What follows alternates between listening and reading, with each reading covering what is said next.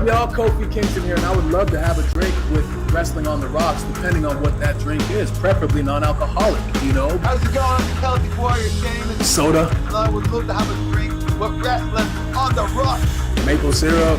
Fella. I would never have a drink with Wrestling on the Rocks.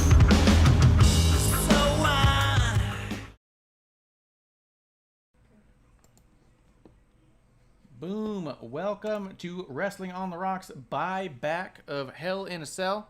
I am at Ref Marsh. Yeah. This is at WOTR the show. With me for the old drink along, we got Bishop at TW Takes. Terrible Wrestling Takes Bishop. Say hello, man. Oh shit, here we go. And as Marsh wants to control the world, we are co-branded, co-casting. So TW Takes Podcast, twtakes.podcast.com with special guests at Ref Marsh for a watch along of the Hell in a Cell pay-per-view. Very much WrestleMania worthy card we have. Should be fucking dope. Wow. Yeah. Right now, as we are talking, the kickoff show is underway. We are Mandy and Natalia in mid-match here. Well, I mean, I guess I say mid-match, but I don't know much longer it's going to go. But yeah, it's fantastic. Bishop, I do Yes, sir. want to know what's in your glass. Knob Creek, 100 proof. You're having 100 I proof wasn't what? going to drink, but we had one hell of a time getting on here, so. Yeah, well, it's definitely a good day to drink. We got Natty about to put on the sharpshooter. Mandy's in the sharpshooter. She's far away from the rope. She taps. She taps. Starts tapping with both hands. And in typical watch-along fashion, Marsh is about 2 minutes ahead of me. Oh, you got to fix your peacock, man. Everyone's got to get their peacock Listen. out. Go ahead, whip out the old peacock. I don't tell you what to do with your peacock. Don't tell me what to do with mine. I'm having Coors Light right now. I'm having beer. I'm gonna switch over to whiskey in a bit. Graham is in the chat. Cheers to Graham. Cheers, Graham. He says, boom. He goes, you need a quarter for your electric meter. Dude, it's the dive bar, man. We got dim lighting here. We don't want you to see the floors. The floors are sticky. Yeah. You don't want none of that. And we have a projector. And As you have per- Arizona heat wave, so you'll Yes. need to contribute to the electrical issues. Yeah, I have that's Natty right. getting her hand raised right now. I got Natty raising the title right now. Okay, then it just went black. So what I'll do is I'll pause, and then you tell me when that part's over. I'll start playing again. We'll be on the same page. Hell in a Cell replay, knee to the face. Yep. So tell me as Kick soon as out, it fades to black. sharpshooter. Yeah, man. Justin Time 211 in the chat. Oh, here we go with the peacock talk again. Yeah, man. Yeah, You guys together watching wrestling, talk about that peacock. Yeah. Was it even a buyback if you're not whipping out your peacock to watch along? How else am I going to tip you? Yeah. Natty raising the title. Tamina kind of raised hers. Fade to black. All right. Keep watching. I'm going. I'm seeing Bailey and Bianca right now. A lot of Bailey, Yeah, man. little Bianca. All right, cool. We're on the same page again. Bishop. My internet's 2 minutes slow. Man. That's what Bishop sounds like to me right now. Why change anything? See, Leah Moonlight coming through. Cheers to Leah Moonlight. She said, Happy Cheers, Leah. Father's Day to any of the family men here. That's you, Bishop. Hey!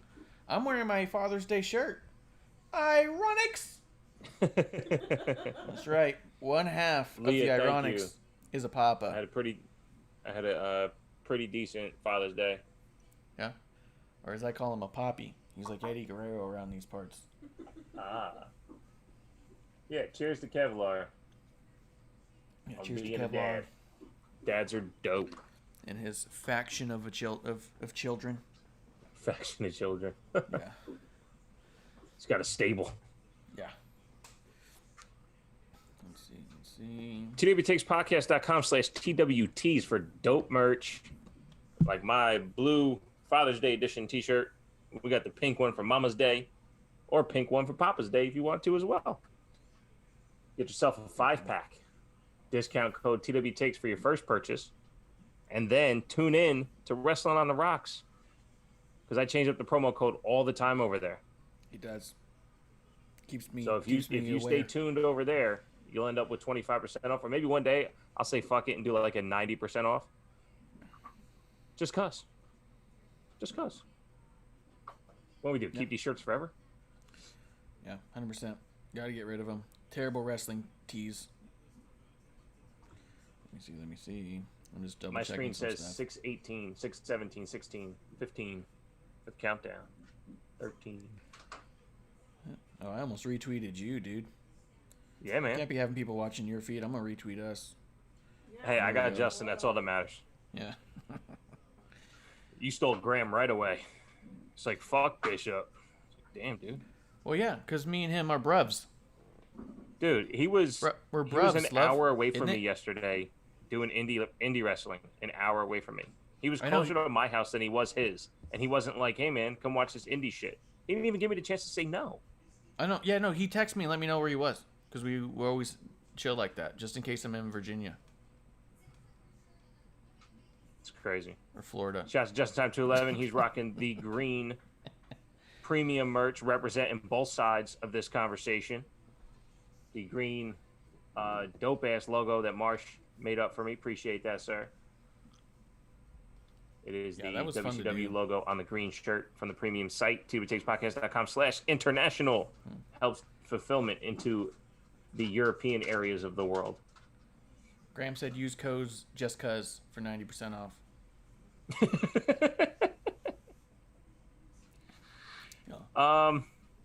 Yeah, why not? I'll make the code right now.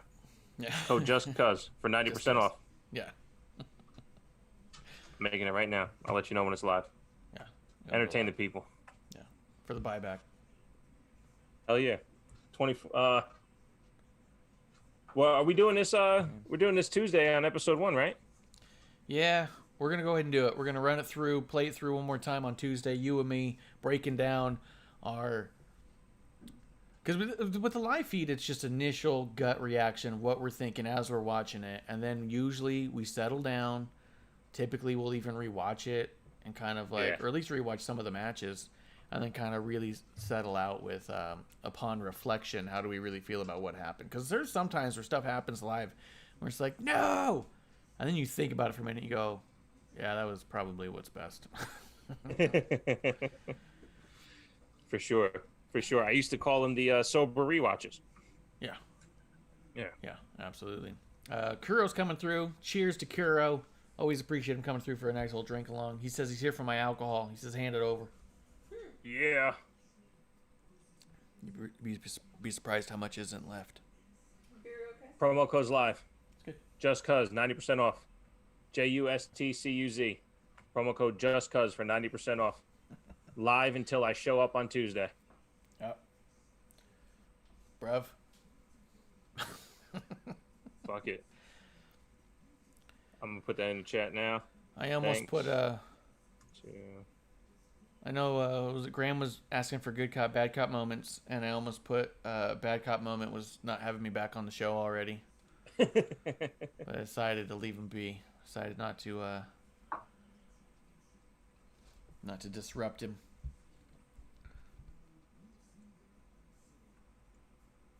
This is What? Is this really opening the show, Drew and Bobby? No, I thought this was the main. I thought that was the main event. I don't know. Someone's saying something, so maybe I just don't know what was actually announced. We'll see it as we go, man. I'm not trying You know to what get I all bent out of realized? shape about it. Because I'm not watching on my computer and I have it hooked to the TV, I have no audio. That's pretty good. You know what Oh, I yeah, was doing there's- for a while? Maybe I'll do it again here, but anybody let me know who's watching right now if you're getting any kind of an echo from the actual show, because I have it just a few notches low. But sometimes I'll turn on Peacock on my computer so I can hear it in my ear too. Yeah. That's I'm gonna see if I actually have a better feed on the computer, then I'll just hook the HDMI up. Well, I was still watching on so my audio and video weren't always the same. Like I was hearing it and then stuff was happening. Right. And I think that's why I kind of like just didn't go all in with it. So you are your own personal version of spoiler. You would either hear it first or see it first. Yeah. Well, and I also figure people who are watching along with us, having a drink with us, probably have us in a headphone while the TV's going, so it's just like we're in the room with them, just hanging. Sure. A couple of drinking buddies. Yeah. Let's see. Carol says, "Who's ready for Brock Lesnar?" I think that is actually. I agree that it's possible. It's not one of those theories that's out there right now about Brock Lesnar coming back and it being unreasonable. The thing is Brock lost to Drew in such decisive fashion at WrestleMania, and we haven't seen him since. And Drew has had a real up and down with what we're seeing, that I almost feel like at this point we need to see him back and do something crazy dominant to remember that Brock Lesnar is a bad motherfucker. Because right now it's all like he really got his ass kicked by Drew McIntyre. You know what I mean? And I'm not super impressed with McIntyre right now, as far as he just seems a little overpowered. So I need someone else to show me that they're overpowered. But right. So you think that Brock would come back, mess around with Drew, just to make Drew look strong? No titles, no nothing? No, I think they might do it to make Brock look strong. Oh, got you. But what if Bobby beat Brock after Brock just beats the shit out of Drew? That'd be fantastic. Then we'd have a whole new Brock and a Bobby. And then you could have it like a 3-4 match in a row kind of a deal with Brock and Bobby. You could even have Brock intimidating people inadvertently, right? You could even have it where Brock's like, I'm getting another shot at Bobby. And have other people say, well, I'm number one contender, and saying, not until you go through me. And having him just beat contenders. Right. While Bobby's on the other side like, fuck. You know? I don't know. I got Justin and Jeremy in the chat. Appreciate both of y'all coming through. Jeremy's icon is rocking the orange TWT shirt from the Teespring site. Logo thanks to Ref Marsh. Shouts. Right. Brothers in arms. Brothers in shirts. Graham's asking, can you not load two Twitch screens simultaneous, or is Bishop's just done? Tried using 2 different browsers, still didn't work. You should be able to. Because I know people who do what they call lurking, where they'll open a bunch of tabs and just turn off all the audio on them. Just that way their friends Twitch are getting just views. might be whack. Yeah, your Twitch might be whack, as very they possible. say. He can come over to YouTube's. He can come over to the YouTube's. Yeah. I got Justin and Jeremy over in the YouTube chat. It does not look like I'm streaming on YouTube, or I'm sorry, on Twitch, on Twitchers. Let me see. Channel.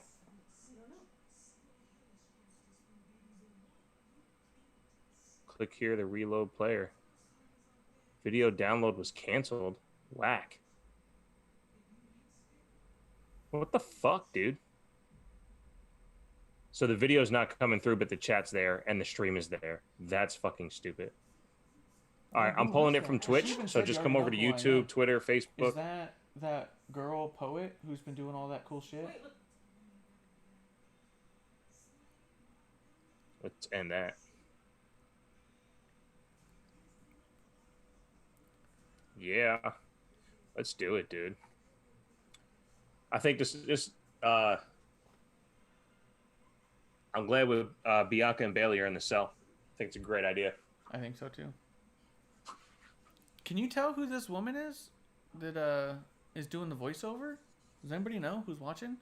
Because she even started with "You Know Who I Am."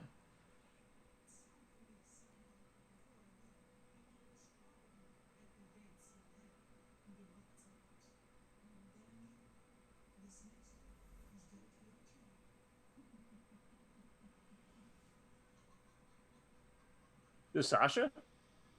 No. I wonder if it's her. Check on Twitter, see if anybody's saying who it is. Because that was great. That was cool, but it was like very poetic. A lot of rhyming and stuff. Makes me think that it's that one. I cannot remember her name, but I see her in my mind. There's that young woman who's been doing a bunch of like poetry and stuff. I think she was even at the inauguration. Yeah. Yeah. Let's see. Anybody Graham in the chat. Graham in the chat. Traitor. Hey, She's still talking. I have loyal. I have loyal listeners. Graham says, so Bishop, you up for an Indy on Saturday, just a little west of Pittsburgh? The answer is no. Yeah. I'm not going to drive 7.5 hours to go to something that I have the only interest in meeting you, my friend. But no, it's not worth driving 7.5 hours. I don't. You just said you're not worth it, Graham. Come back to my chat. I would definitely drive 2.5 hours to meet you. Shout out to my guy, Matt Red Fox from Night of Living Podcast with the retweet. I don't know if he is in the Periscope chat there, but he did quote to come join to watch along. We're gonna have some fun. We always have fun with these. Take cover! Oh my God! Thank God Eddie Kingston's not here. He'd be passed out already.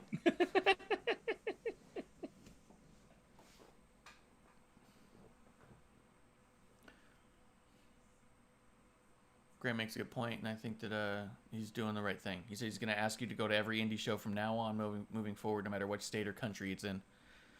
I think that's fair. I think that's the way to do it. That's I think fair. That's the move. Kuro does say, don't forget, if Drew loses, he cannot challenge for the title against Bobby Lashley again. Who else is there? It's one thing to say, like, who else is there, because it's like, oh, nobody's ready for Bobby. But I do think that they have a way of getting people championship ready quick and in a hurry. And I do think that the roster is loaded with really strong, good talent. So even though it'd be like, hey, the storyline wise, we don't have like a next up except maybe Kofi, but they have a lot of good talent that it could be easily, you could get someone in that conversation quickly. I didn't find who it was, but someone's just asking. People are asking if it's a Warriors reference. The Warriors. I don't know. That's all I'm saying. Huh. Oh, Bianca Bailey, let's go. Oh, starting with Bianca Bailey. Okay. Well, I guess you're going to start it off on a high note and then see what happens after this. I'll tell you, it's good I can watch this one sober. Because I'm not watching the main event sober for sure. That's no doubt about it.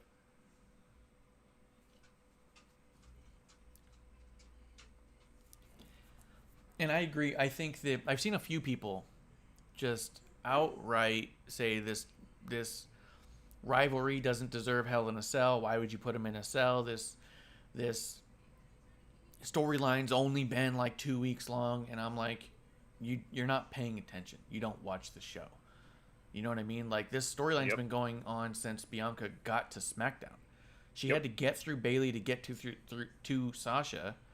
Meanwhile, while Sasha and Bianca is happening, Bayley's having a mental breakdown and going further down the insanity hole where she becomes this cackling villain. That didn't happen until that time frame. So now that Sasha's out of the way, Bayley's back because in Bayley's mind, she's Batman and Bianca's the villain. But in reality, it's the opposite, right? Bianca's Batman and Bayley's the Joker. Well, that's what it's supposed to be. Yeah. And it works. Yeah, I'm here for it. I mean, I agree with you. I have a hard enough time remembering some things, and me and you, we do watch as much as possible, especially to be informative on our shows. So, I mean, you know how personal I take the Alexa storyline. Even if it's missing, I still know where the connective pieces are since pre-draft. And then there's people who bash that and bash this in the same way. And it's like, well, if you just watched and paid attention to what's on TV, there's enough there to just enjoy what's given. I mean, this is incredible. Yeah. I mean, people were also complaining when Bayley and Sasha were in the cell. They said, well, this was shotgun. They really got to this really in a hurry. And I was like, they've been fighting for 6 years. When they weren't fighting, they were literally a tag team. What more emotion do you need in two people? I mean, if anything was shotgunned into a Hell in a Cell, it was Ray and Roman, right? People And they put so much value into having that match in just 2 weeks Oh yeah. because they made it all about real life. You attacked my son. I want you inside Hell in a Cell. Let's get in there until we beat the shit out of each other. And I'll Roman's say like, this. okay. If we want to try and talk outside of kayfabe when we're talking about the booking of this, and people saying like, "Oh yeah, but it was rushed. It was all of a sudden in 1 week." Why would it be a blood feud that needed to be in Hell in a Cell? Maybe if you want to talk that side of kayfabe, maybe Rey Mysterio is also a human being who happens to know Hell in a Cell is coming up. He knows the cell is there. Right. Maybe he Right. knows the option is there where it might not otherwise. Why would you challenge Right. someone to Hell in a Cell if you don't know if the cell is available? Right. All Right. it takes is for Ray to say, "Oh, you guys are setting up the cell? Let me have Roman in there because I can get violent in there." Right. That's all you Right. need to know on why someone would challenge him in Hell in a Cell. Exactly. You know it's available. You're Yep. not going to see someone tomorrow night challenge someone to Elimination Chamber because the fucking chamber's not available. Yeah, if it's January, he's not calling for Hell in a Cell. Yeah. He's not going to say it. Well, he might say a TLC match, but that's because it started out before pay-per-view. Yeah. Well, so did Hell in a Cell, but still, I completely agree. I completely agree. Because honestly, any other time he would just say no holds bar, right? Yeah. Last man standing. Yeah. And he's so mad. Ray is so mad that he doesn't know what to do. He just wants to get his hands on Roman and he wants to get violent. And he hears Hell in a Cell. Perfect. That's where I want it then. Yeah. You know, it doesn't take a whole lot.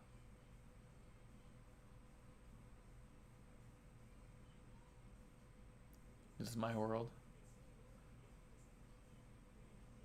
Oh shit! She's wearing a Mick Foley vest. Oh. Yeah. It's like a black and red type of flannel look, and on the back of it, that font is the old "Have a Nice Day" font. That is awesome. I'm gonna tweet it, okay? Yep. Bailey with the Mick Foley vest. Yeah. So Love it. what's the exclamation point? That's just her thing, right? But The they did Bailey? that in the homage of flannel. I think that's part of It's the homage to definitely the flannel. don't take. Yeah. What's Bianca got? She's got. Are those leaves? Oh, that's a Lunger Blaze right there, bitches. Sure is. Sure is. I never needed me at all.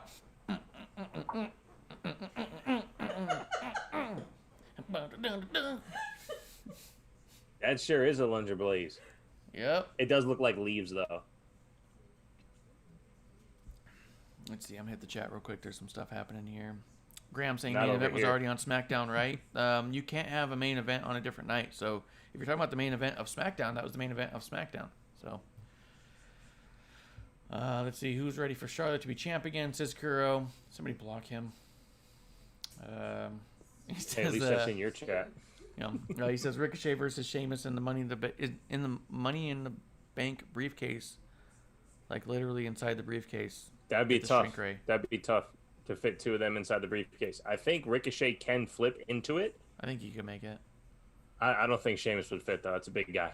Yeah. Unless it's like Fantastic Beast and Where to Find Them. Yeah. Then they can definitely have a decent-sized match inside there. Yeah. Oh, Graham says she just needs a Stone Cold brew in her hand, and then there's the commercial for the interview after Hell in a Cell. It's right after Hell in a Cell. Stone Cold's interviewing Mick Foley on the Broken Skull sessions. Jeremy in the YouTube chat says, I thought it was Harlem Heat inspired. I would agree, but a Lunger Blaze is iconically white with flames like that. Yeah. Go look at Alundra Blaze stuff. What's up? Yeah, for sure. The ring announcer. Okay. He did a little preview of all the fire. Oh, yeah? going off. I did a little eyes emoji and he liked it. Nice. Here we go. Here we go. Let's go. Let's go. Here we go. Let's go. Let's go. Oh, baby. shit. Here we Let's go. Oh, shit. Oh, God. Damn it. Bailey, kick her ass. Oh, God.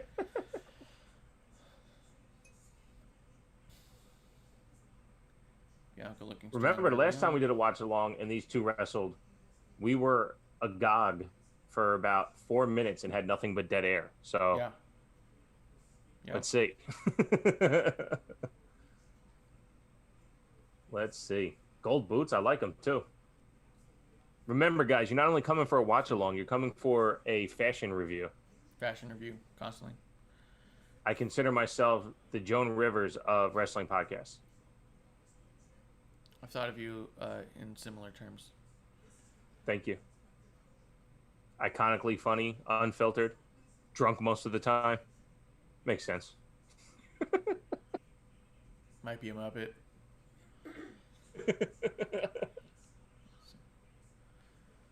Ooh. Man, Bailey's been doing such a good job with looking crazy. Like the way she's doing her hair. Without being crazy. Yeah. She just Yeah. she's like looking together but disheveled at the same time. It's fantastic. Yes. Whoa.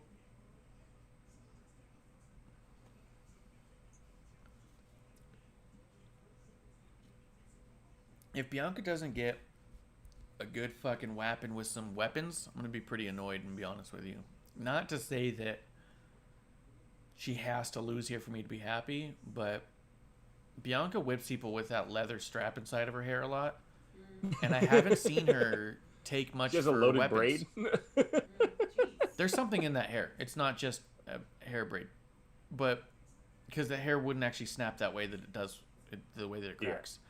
But I'm saying, like, you can give it, can you take it? You know what I mean? Like, Sure.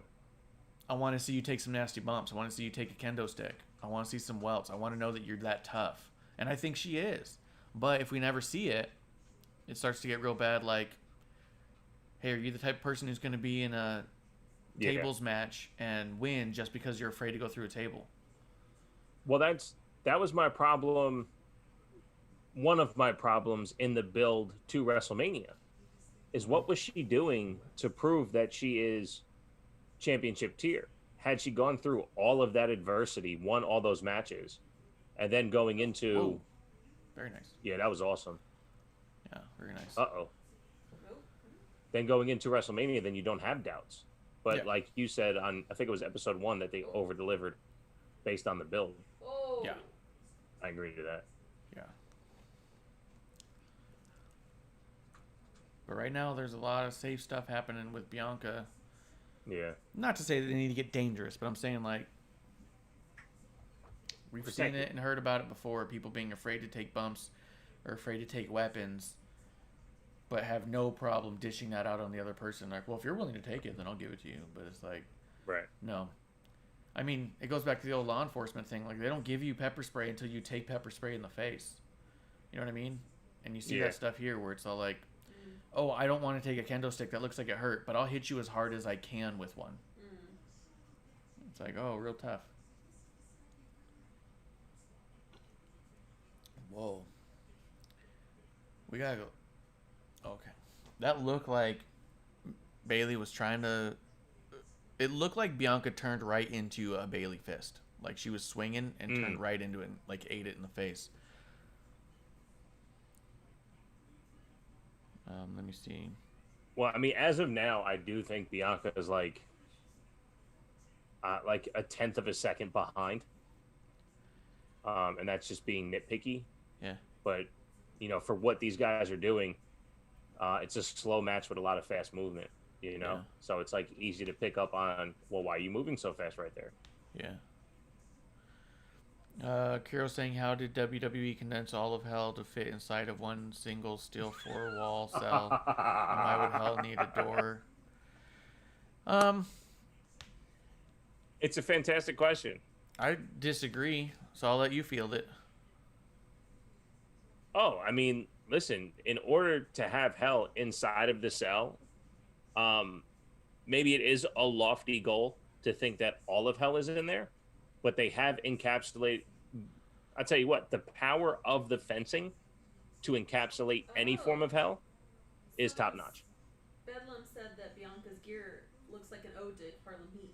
Well, I heard, a few people said Harlem Heat, but look, I'm telling you, Google Alundra Blaze and look at her gear. Unless they can find a picture of Harlem Heat wearing gear just like that. Because I don't think they wore white Did they? at How all. close is it? Because they didn't wear flames like that. Their flames were way different. Well, it was, Kinda, yeah. Is it Harlem Heat? The the flames were way different. She's got real leafy looking. Oh, those are lips. That's why. Yeah. Her lips are supposed to be flames, so it's supposed to be Harlem Heat-esque. Yeah. But they also had red boots.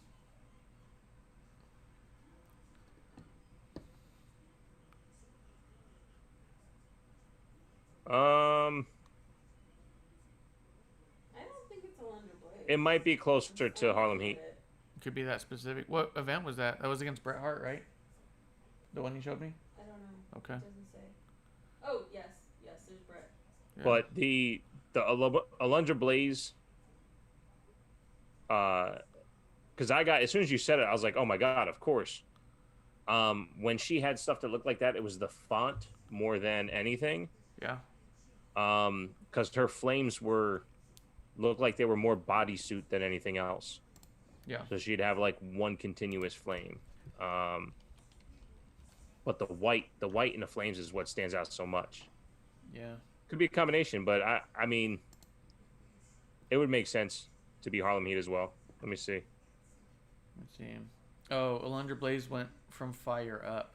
It was red up Yeah. to gold. Oh, what's she doing? Oh, Oof. that was cool. Did you see what she did? Yeah. I just don't remember Harlem Heat wearing white tights like that. If you look up Booker T versus Bret Hart.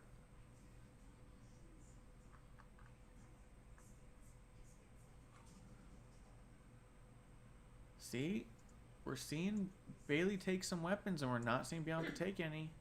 She's not touching the cage. Oh, yeah, that'll do it. I would, Oh, yeah, Booker T. I would lean towards that one for sure. Yeah. Yeah. All right, Jeremy, you're right. Everyone else Oh, she's who back. said it, they're right. That was awesome. Like how crazy. Definitely are give you? it to the Booker T. And having the lips as flames, it just Nice makes touch. it look like leaves. But Yeah. shouts to creativity. Yeah. Definitely not gonna shit on it. That's awesome. Bailey biting Bianca, looking like a crazy person.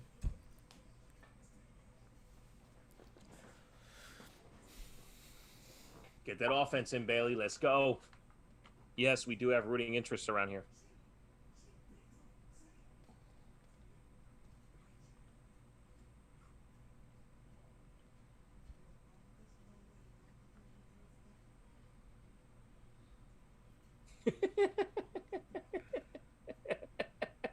Just as crazy as Foley.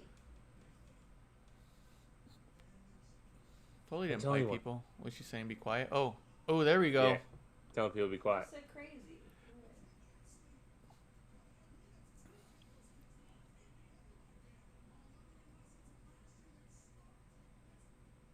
Oh. Oh, there we go. Nice. Ooh, kicking her. Hell yeah.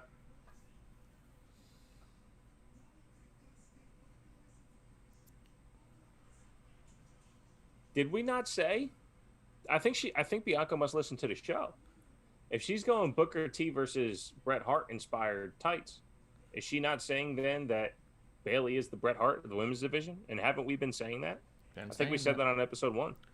Ben saying it. Bailey's the Bret Hart of women's division.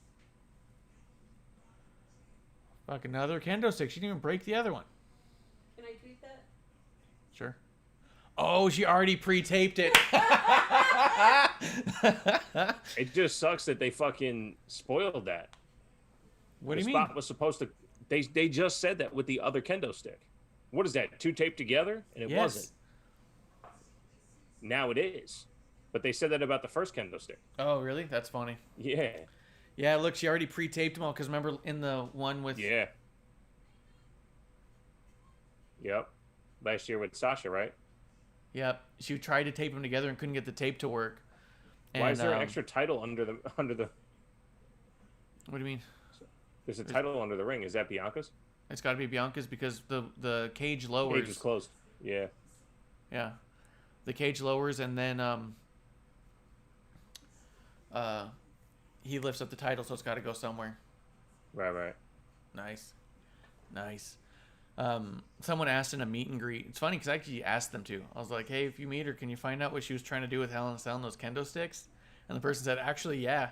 Is I didn't know what to ask, so they did, and they sent me the clip, and she had said in there, she goes, "Oh, I was trying to make like a table out of kendo sticks to throw her through." She goes, "But the tape wouldn't stick, and then it was like taping the wrong ends, and it fell apart real fast."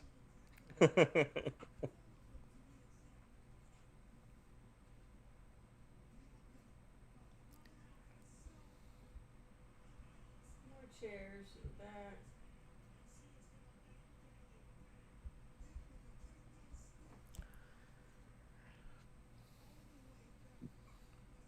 Ba-ba-da-da-da. I never needed you at all. Oh. Oof. Oh. Oh. Boot to the face. It's Through a fantastic. chair. Oof. That was not Protected. Look good, though. That looks so good. Well done. Oh, shoot. Oh, shoot. Oh. Yeah, weaken that arm. How fucking crazy she looks. So dope, dude. Then she looks crazy, like Foley looked crazy. Yeah, she should start pulling out clumps of hair. I thought Clump shaved his head. Clumps of hair? The Foley? Oh. Pull out her own clumps of hair. I thought you said pull out Clump's hair. Oh, nice. Oh, shoot. Oh, That's Oh, gonna that- be something. oh, Something's gonna Nice. happen here. that's not good. Oh, shit. This is crazy. Dude, she should have fucking Brian Pillman the braid with the Oh. hair. Fucking put the braid out of commission. Break the Put braid. the braid through the chair, jump off the top rope, slam Yeah, the chair what shut. is- Oh, Trapped. Awesome. you better get it off. I wonder if. Oh, Whoa! Fuck! That looked good. Oh, she untied it. I was wondering if she was gonna, if she had been practicing, Yeah. if she could actually whip her hair with the chair on the end. Oh, Nice.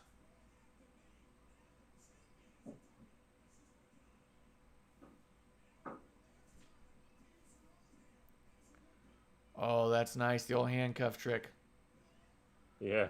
Except that could be her downfall, right? If she's trying to do it to Sure control can. Grab Bailey. it back, just like a strap match. Yep, strap match.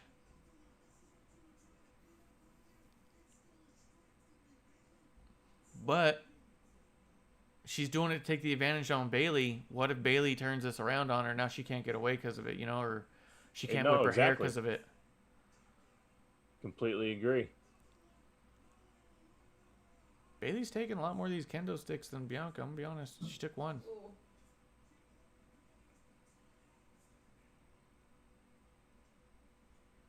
Taking a lot.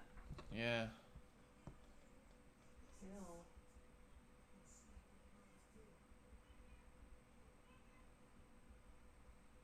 What's the last thing that Bianca did that was babyface? What are you talking Smiled? I don't understand. See, everything she does is so heel. She just talks shit and slaps somebody in the face. about? Oh, look at her looking pathetic. Justin Time 211 said that's clever using the hair as an extra arm. Absolutely. Ooh. Oh, God. Jeremy says Pat McAfee exuberates so much passion and love for pro wrestling while in commentary. He's barely ever sitting at the commentary desk. He almost always standing. He's so excited. Yeah, absolutely.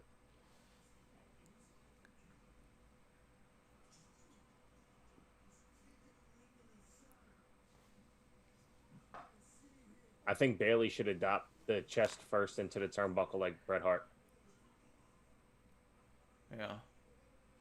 Just make it official. Just make it official. Yeah. Be the new Bret Hart of pro wrestling. Period. Men or women.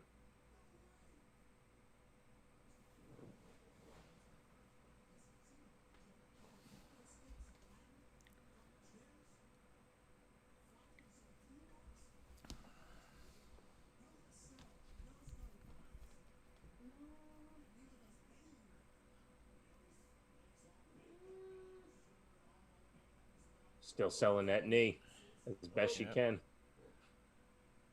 Look at that. Oh. Still sell that knee. Hopscotch. No. Oh. Oh. And then show the experience. God, Oh, God. There love it goes. it. God damn it, Bailey's so good.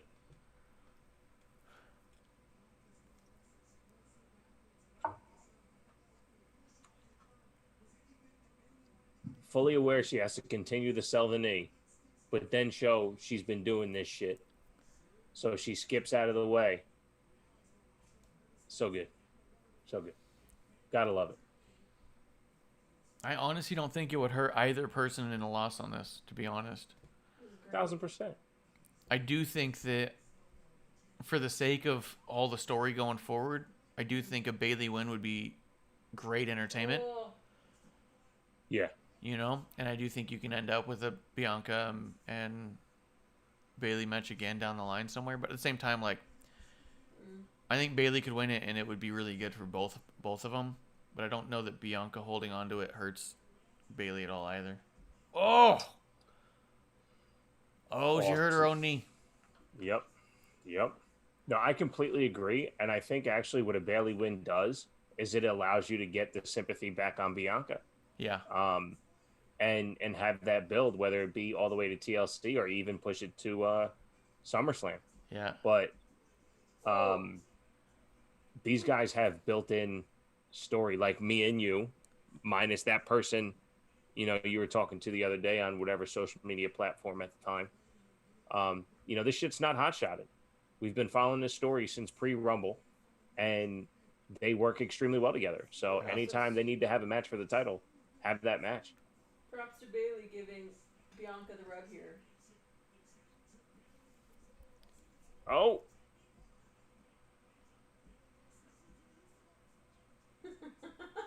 Nice.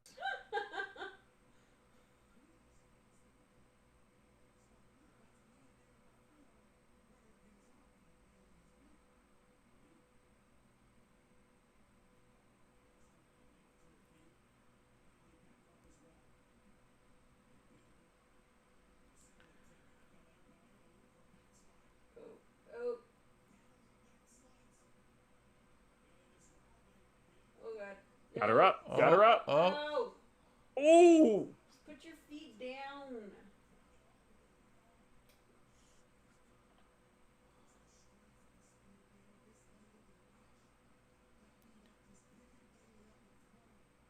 Is she gonna fucking Oh. shooting star this shit? Huh.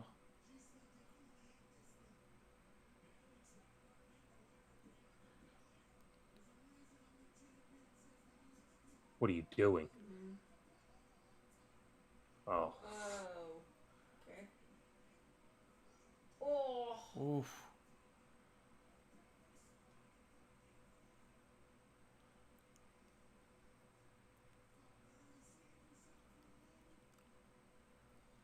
Damn it. Fucking Caleb Braxton. What? She said the ending. Well, we're 2 minutes Oh. behind. Are we? Yes. Okay. Wow. Oof. Wow.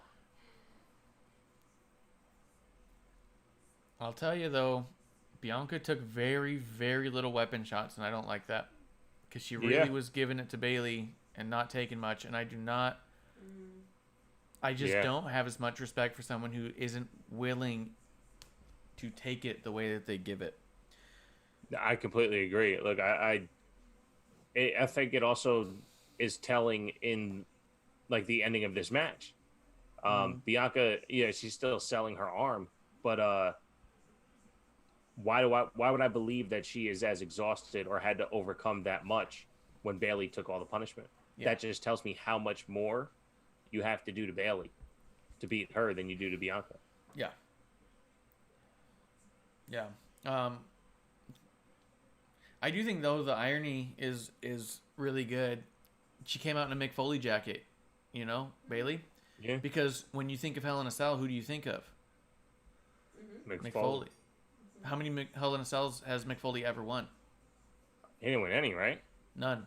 He's won literally no Hell in a Cell matches. That's going to be your second loss in Hell in a Cell. So she could easily become defined by Hell in a Cell in a degree and still never win it and have that same sort of legacy in a sense. But yeah, I mean, great match, really good. I really wish that Bianca would take some bumps that made me think that she was all in it. You know what I mean? Oh, absolutely, absolutely. I don't think this match would have been affected either way by Bianca taking more, except for maybe more investment from me into Bianca. I mean, very interesting. Yeah. But Bailey is the one to give Bianca her matches. Yeah. The Sasha one was great, but Foley never won. I know that. Yeah, that's what I said. Oh yeah, he's never won one. yeah. Very, very interesting. I do think that it was a fantastic match. I think it was absolutely great. But I do think walking out of it, I walk out with more respect for Bailey and not any additional respect to Bianca, maybe even a tad less. Not to say that it's like, oh, I don't respect you, but the respect that I have for someone like a Bailey who's just like beat the shit out of me with sticks and stuff is just like, oh, here's somebody who's willing to give everything. You know what I mean? For this, for the love of it, for the business of it. And then there's some who are just like, no, I'm just here to look good and get paid and, you know, do that stuff. I think when you grow up, I think that's the big difference maybe. When you grow up a fan of it, you're willing to give more to it than when you get into it later on. You may love it, but you may not be willing to give as much into it. And someone who's naturally as good as Bianca can still go incredibly far with it. But when it comes to those like little things at the end of the day, you know, what sets the Foleys apart is their willingness to give it all, you know? And I just don't think Bianca's giving it at all.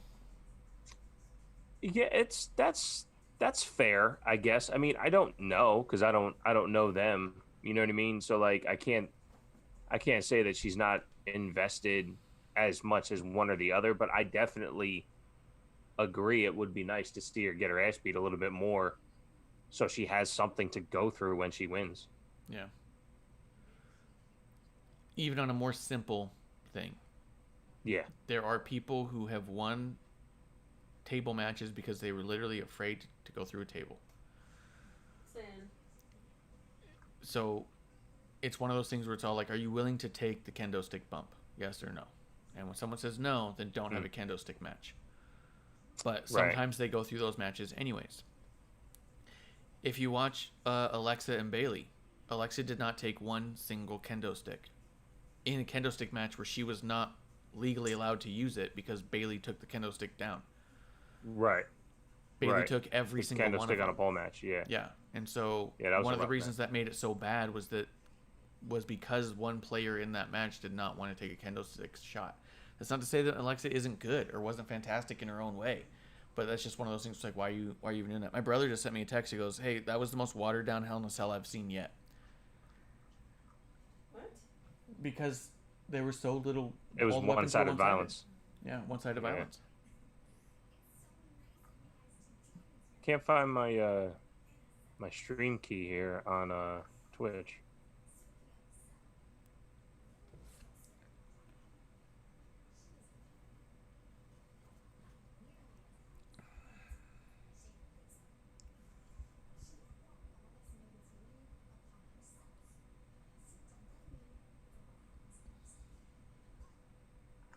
Man doesn't check.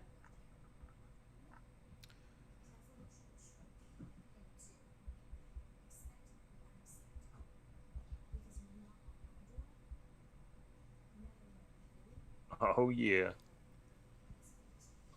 I got it. I found it. Alexa's the best. So good. Alexa's the best. So I'm not connecting the fucking Facebook either. This restream thing is crazy. Kuro says there's a big problem. Who fights Bianca now? I don't think it's a big problem. I think that for one, Sasha comes back.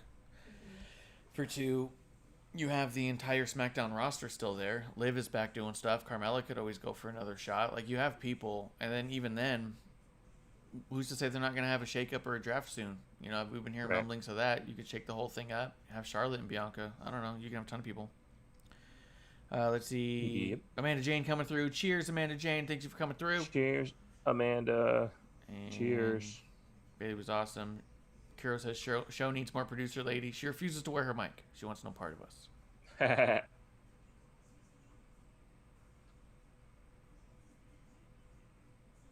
didn't know that was even an option. Of course, it's an option. I told you last several times it was set up that way, and you went, that's all right. My favorite version of producer lady is the one where she's snoring. Yeah. That comes up from time to time. What? What? Nothing. What? What do you mean? I'll turn this up. Let me turn it up.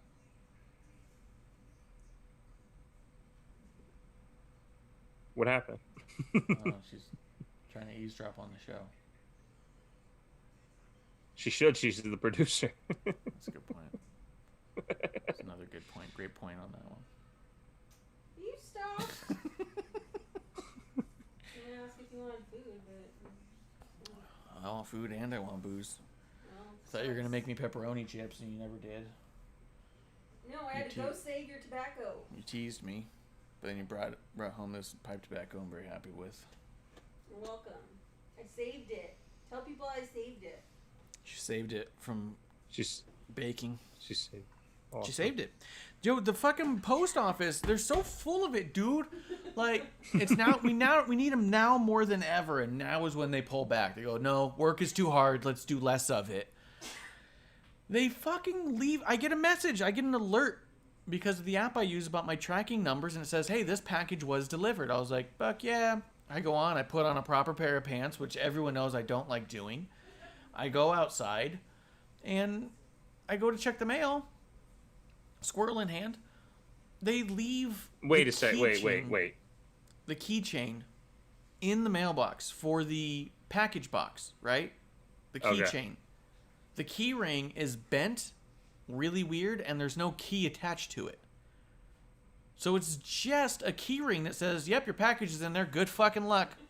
And it's 110 Wow. now. It's 110 degrees. It's in a little metal box, and I happen to know for a fact it's fresh tobacco for my pipe. And I was like, well, that's going to boil in there for several days until we're able to get into it. Producer lady was having none of it. She throws a huge fit. She's yelling at me for being a little piece of shit. She's like, you lazy son of a bitch. You flubber human being. Grabs the keys, marches out, goes down to the post office, sees the first truck pull up that's a post office truck, and says, hey, you, jack off. Puts him in a chokehold and says, give me my goddamn package. Dude calls. He says, what's your address? She tells him, calls the weekend mail person for our area and says, you better get back over there and give them their goddamn package. I'm being choked out to death.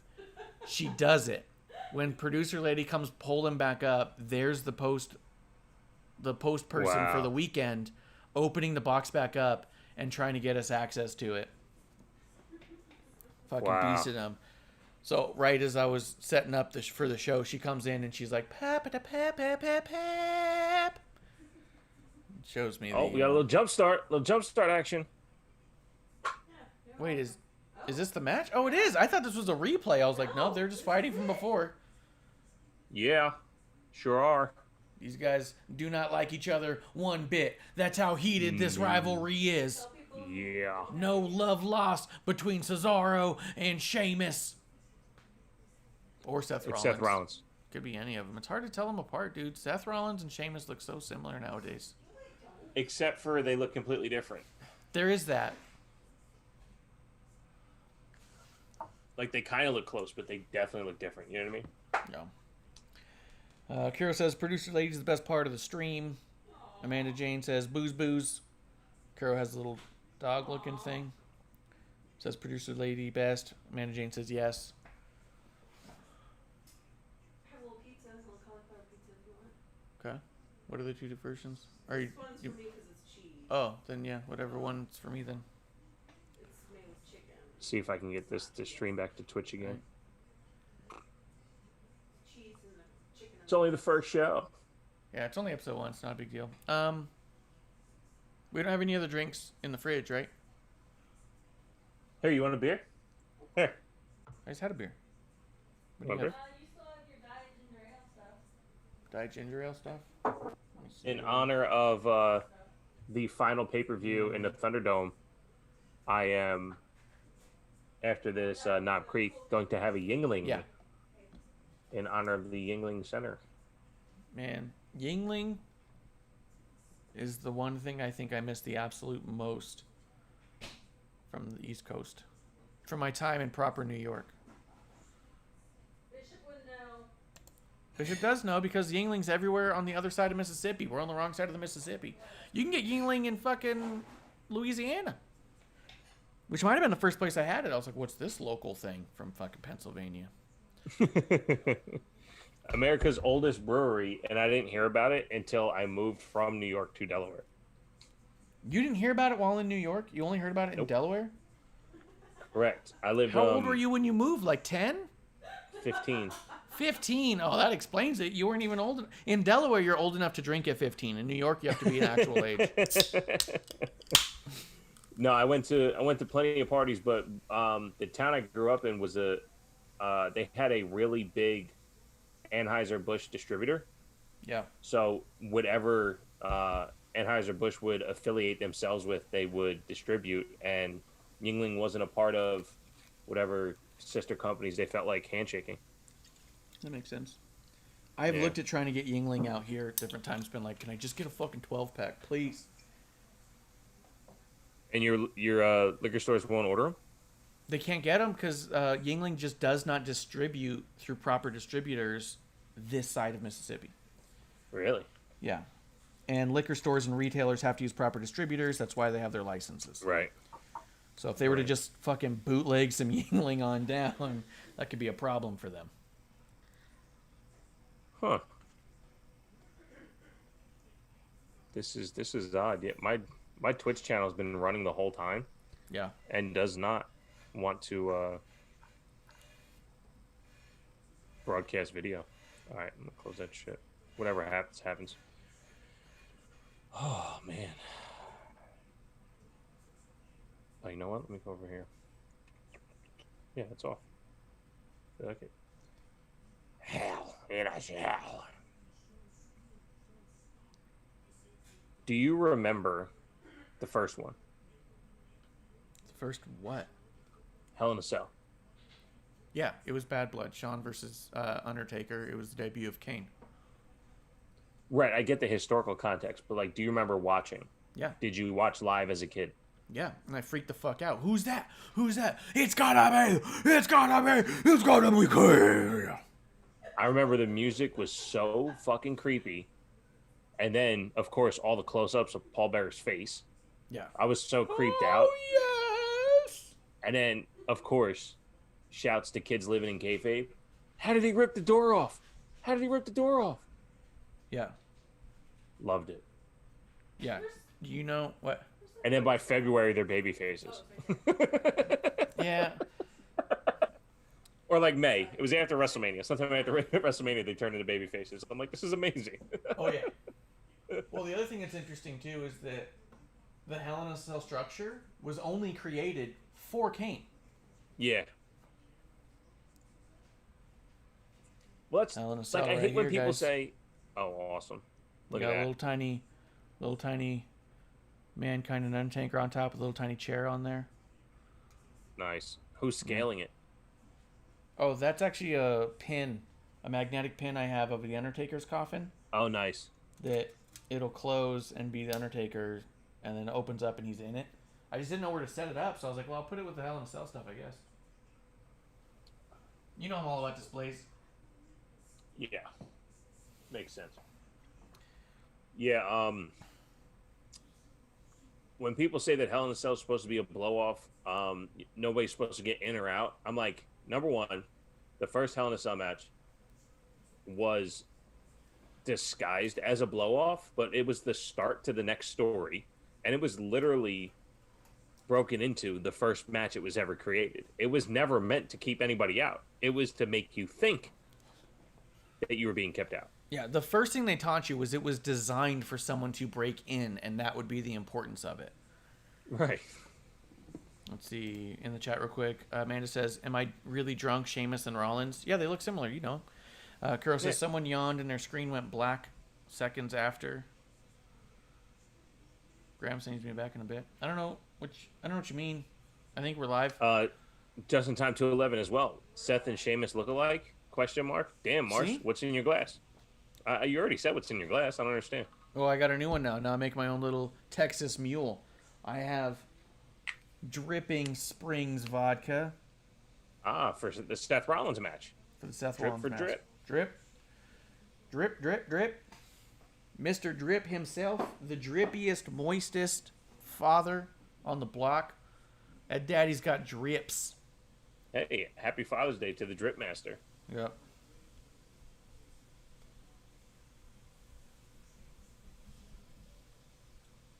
What are you doing? I'm watching the Seth Rollins Cesaro match. Well, because you showed me a pizza and now I'm hearing a stove and I'm real confused. Yeah, I was gonna throw bacon on yours. Woo! All right, that sounds good. No, do it up. I was just real. I was like, are you? I hope he doesn't move. Is the only problem. Oh, he's been moving. He's done been wiggling. What do you mean he can't have bacon? What? He can't have bacon? Yeah, but it's not done yet. Oh yeah, no, he'll have it when it's done. Oh, can we harken back to your post office story? You said you walked outside with proper pants, yet you still had your squirrel in your hand. Yes. Those are hand in hand. So you call one hand your squirrel? No, I call my squirrel Ziggy. So you had your Ziggy in your hand or your squirrel in your hand? Yeah, both. Whoa. Dude, this Dripping Springs vodka with this ginger ale is like a goddamn candy. Is it good? So good. That's dangerous. And that's why we went for over 4 hours. I know. Is vodka and not being able to taste it because it tastes like candy. Did he just take off his glove and shove it in his mouth? Sure did. They're making the glove a thing. Oh, ripcord clothesline. These guys are so good together. Here's the thing. Someone was complaining, saying, why is this not in a Hell in a Cell, but Bianca and Bailey is? And I was like, well, because Bianca and Bailey's been going on for fucking ever. And they said, but Seth and Cesaro's been going on since before Mania. And I was like, so has Bianca Bailey. Also, Bianca and Bailey has been main event status stuff. Yeah. Sorry, as much as I love Cesaro, one of the things we talked, I love he just kicked that. Yeah. Maybe we're getting away from the glove thing. But as much as I love Cesaro and Seth, I've been saying it for a while. What makes it so good is you have two main event level talent in a mid-card feud, which gives the mid-card a ton of life. This is that. It's a mid-card feud with main event talent, so it's fantastic, engaging. But is it more important than the title match with the feud that's been going on? I don't think so. I don't think either one of these guys represents the two names I'm going to bring up. Yeah. But what title was Bret Austin involved with? They never were. Exactly. So you have the ability to tell a great story without a title. Yeah. So let this happen. It's not. I don't think the story's been phenomenal, but what they're doing is having outstanding matches and growing every time they have a match. There's nothing wrong with that. Yeah, and they're getting more emotional in the matches. That was good. Fantastic.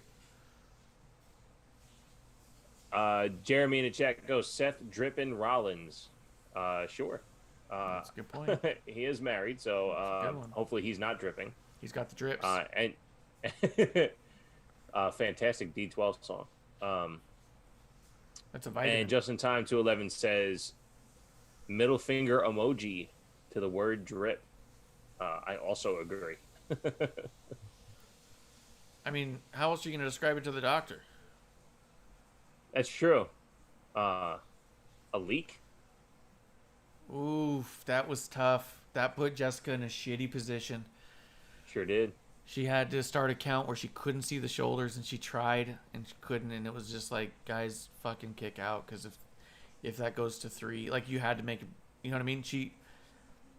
That was a really tough spot. Well, it looked like she started to go around one way and then went back the other. Because she couldn't, the post was in her way one side, the camera was in the way of the other side. She was kind of stuck. Yeah.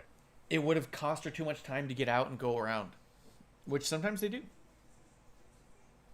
This is great. Here you go. And look, she made sure this time. She's like, fuck you guys. Yeah. I'm squaring up. Yeah. She's so good. Dude, are you going for a tryout at SummerSlam? Oh, yeah, I'll be there. Maybe I should go to the tryout and be like, hey, do you need a fat ref?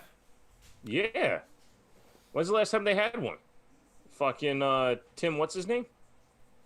Tim White? Yeah, what about Tim White? Oh, yeah, just a fat ref? Well, Yeah. they got that one little squat guy, and they got Brian Brian Wynn? And they have, there's that one squat little white dude. For his name, I think it's Brian something. But I'm like, come on, guys. Yeah. You have a dumpy dude. Referee in charge, Ref Marsh. Dude, it's built into your name. That's a good point. First name Ref, last name Marsh. Yeah. Dude, they get rid of kinesio tape too? The tape and the glove came off. That's cool. Dude, I love that Cesaro's so health conscious. He wants to know how many steps he gets inside the ring. Yeah. This guy's fucking Fitbit.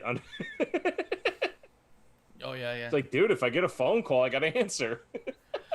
Well, it's sort of a Fitbit thing. It's a different company, but it is pretty much an athletic recording device, yeah. Yeah. But that'd be good if it fucking goes off. Amanda Jane's in here saying, young Cesaro drip is no bueno. She says, do it. Maybe I can get, I may be able to get you on AEW. They have May standards. They don't have any standards is the thing. And the other problem is they might as well not have refs. To be honest, if I'm reffing at AEW, I feel like I'm doing nothing good for a refereeing career. Like, they're just not utilized or counted on to do any of the things that I believe a ref should be. Yeah, you go to a job with a AEW ref on your resume for 4 years, and they go, oh, okay, so you haven't done anything for the last 4 years. You've done less than nothing. You may be a problem to train. I'd be honest with you. If I was truly offered a position with AEW to be a ref, I'd really have to consider if I wanted to ref anything after AEW or not. You know what I mean? Like, I don't think it'd be an easy yes, even if they were paying good money. You might be better off in Puerto Rico. Yeah, that's where Kyoto went. I know. So I actually could be better off if I go out to Puerto Rico and learn from Kyoto. Yeah. It's, and that's the kind of thing that, I'm not going to turn it into that, but that's one of those things where capitalizing on, quote, misused WWE talent, if there was one undeniable talent from WWE, it's Mike Chioda. Yeah. Oh, yeah. Oh. I mean, they lost Kyoto and Earl Hebner. What more do you need to know? Yeah. Yeah. But you're right. We should be talking about AEW so much. But we were just talking about reffing. Because how good a job Jessica Carr is doing in this match. She definitely rebounded after being in the wrong spot. But you want to blame the wrestlers for that, so that's fine. She was in a bad position. Yeah. They couldn't. She couldn't get around them because of where they were. It's not that they were trying to block her. Who's the ref that used to jump over people? Well, a number of refs used to do that. Robinson. Well, Robinson. Tell her to get some bunnies then. Corderas also would talk about. You'll see them sometimes count from outside of the ring. They'll slide outside to get even, and they'll reach their arm in and count on the ring apron. And I love that spot because it shows how important what's happening inside the ring is. Yes. Oh my God, this is so good.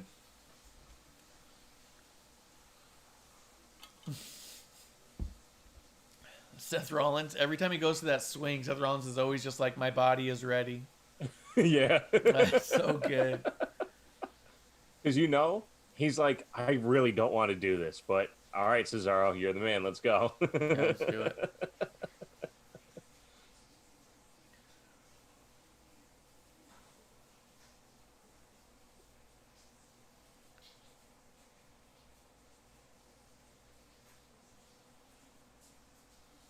Let me ask you this. So I missed and I think you did too, the Paul Heyman Cesaro.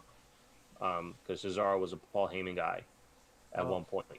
Do you think Cesaro would be ultra credible with Paul Heyman by his side? Yeah. Problem is Paul Heyman's protected in a different kind of way. And I don't think Paul Heyman's the type at this point in his career to do anything that's not the main event. You know what I mean? Yeah. And by putting Paul Heyman with a Cesaro, it doesn't put Cesaro in the main event. It just puts him on his way. You know? Oh! There it goes. That was a tough one to see. Yeah. We might see this one again on Friday.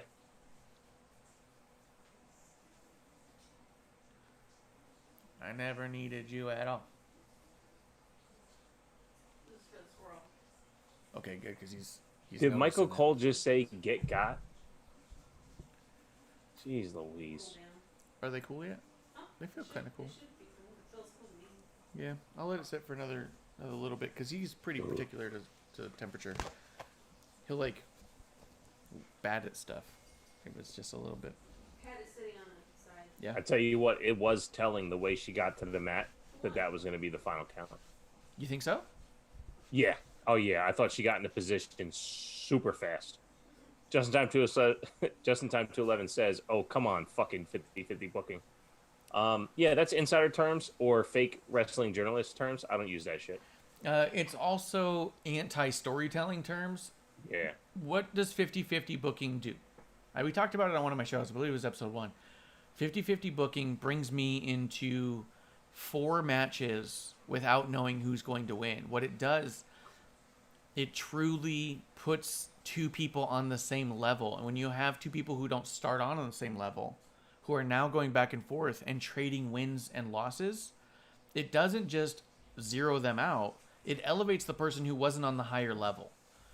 So you have Seth, who's a Universal Champion, who wins one, loses one, wins one, loses one, to one guy, Cesaro. And you start going, Cesaro might be a Universal Champion caliber person. It doesn't say, oh, Seth Rollins really lost a step. It's the reverse. And what it does is after 4 matches, you go, well, shit, I don't know who's going to win this one.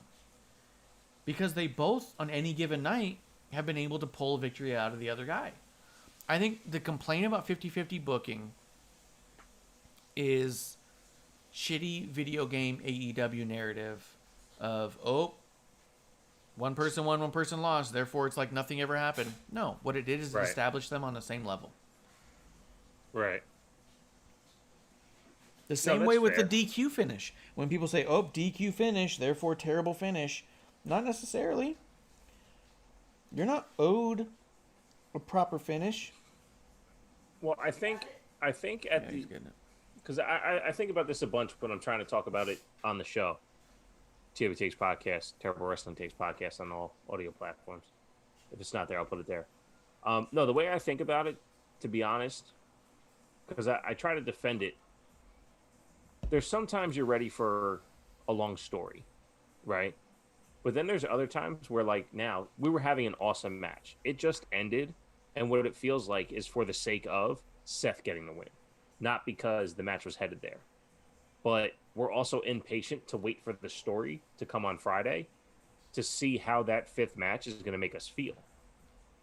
Right, and what's next for Seth? What's next for Cesaro? Is this to bury Cesaro so Seth can go back up the reins? Maybe. Maybe it is. I don't know. Or is it a way to say, hey, maybe there's still one more left in here that can really elevate Cesaro? Well, and to your point, they are elevating each other because who was the last one to have a title match with Roman Reigns at a pay-per-view? Yeah. Yeah, that was Cesaro. Kuro brings up a good point.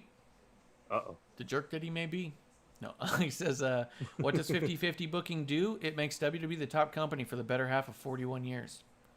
It's true, too. If they were so if WWE was so goddamn wrong about everything, how are they so goddamn successful? That's the funny part to me. Yeah. That's the funny part to me. People are like, oh, well, they're Coca-Cola if there's no Pepsi.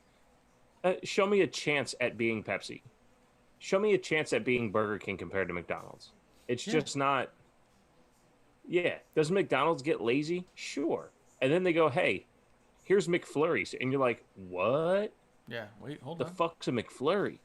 Oh, and then that mint in gets this. stale. Oh, dude, we got the fucking dollar menu, bro. I'm Dude, like, for a damn. bit. Yeah, oh yeah, the dollar menu, dude. When they first pulled out the grilled chicken sandwiches, those grilled chickens were fucking dope, dude. They always do something to spice it up a little bit more. You know what I mean? Here's a little something extra. Here's something high quality. Quality may taper off on the end there, but we're gonna pop something else in that's high quality, and we're gonna keep all the other stuff. It's a different world. I like it. They did that article in Forbes magazine about Tony Khan, and the writer was about someone who writes about billionaires, not a person who writes about sports. And he was talking about this thing that Tony Khan has called AEW.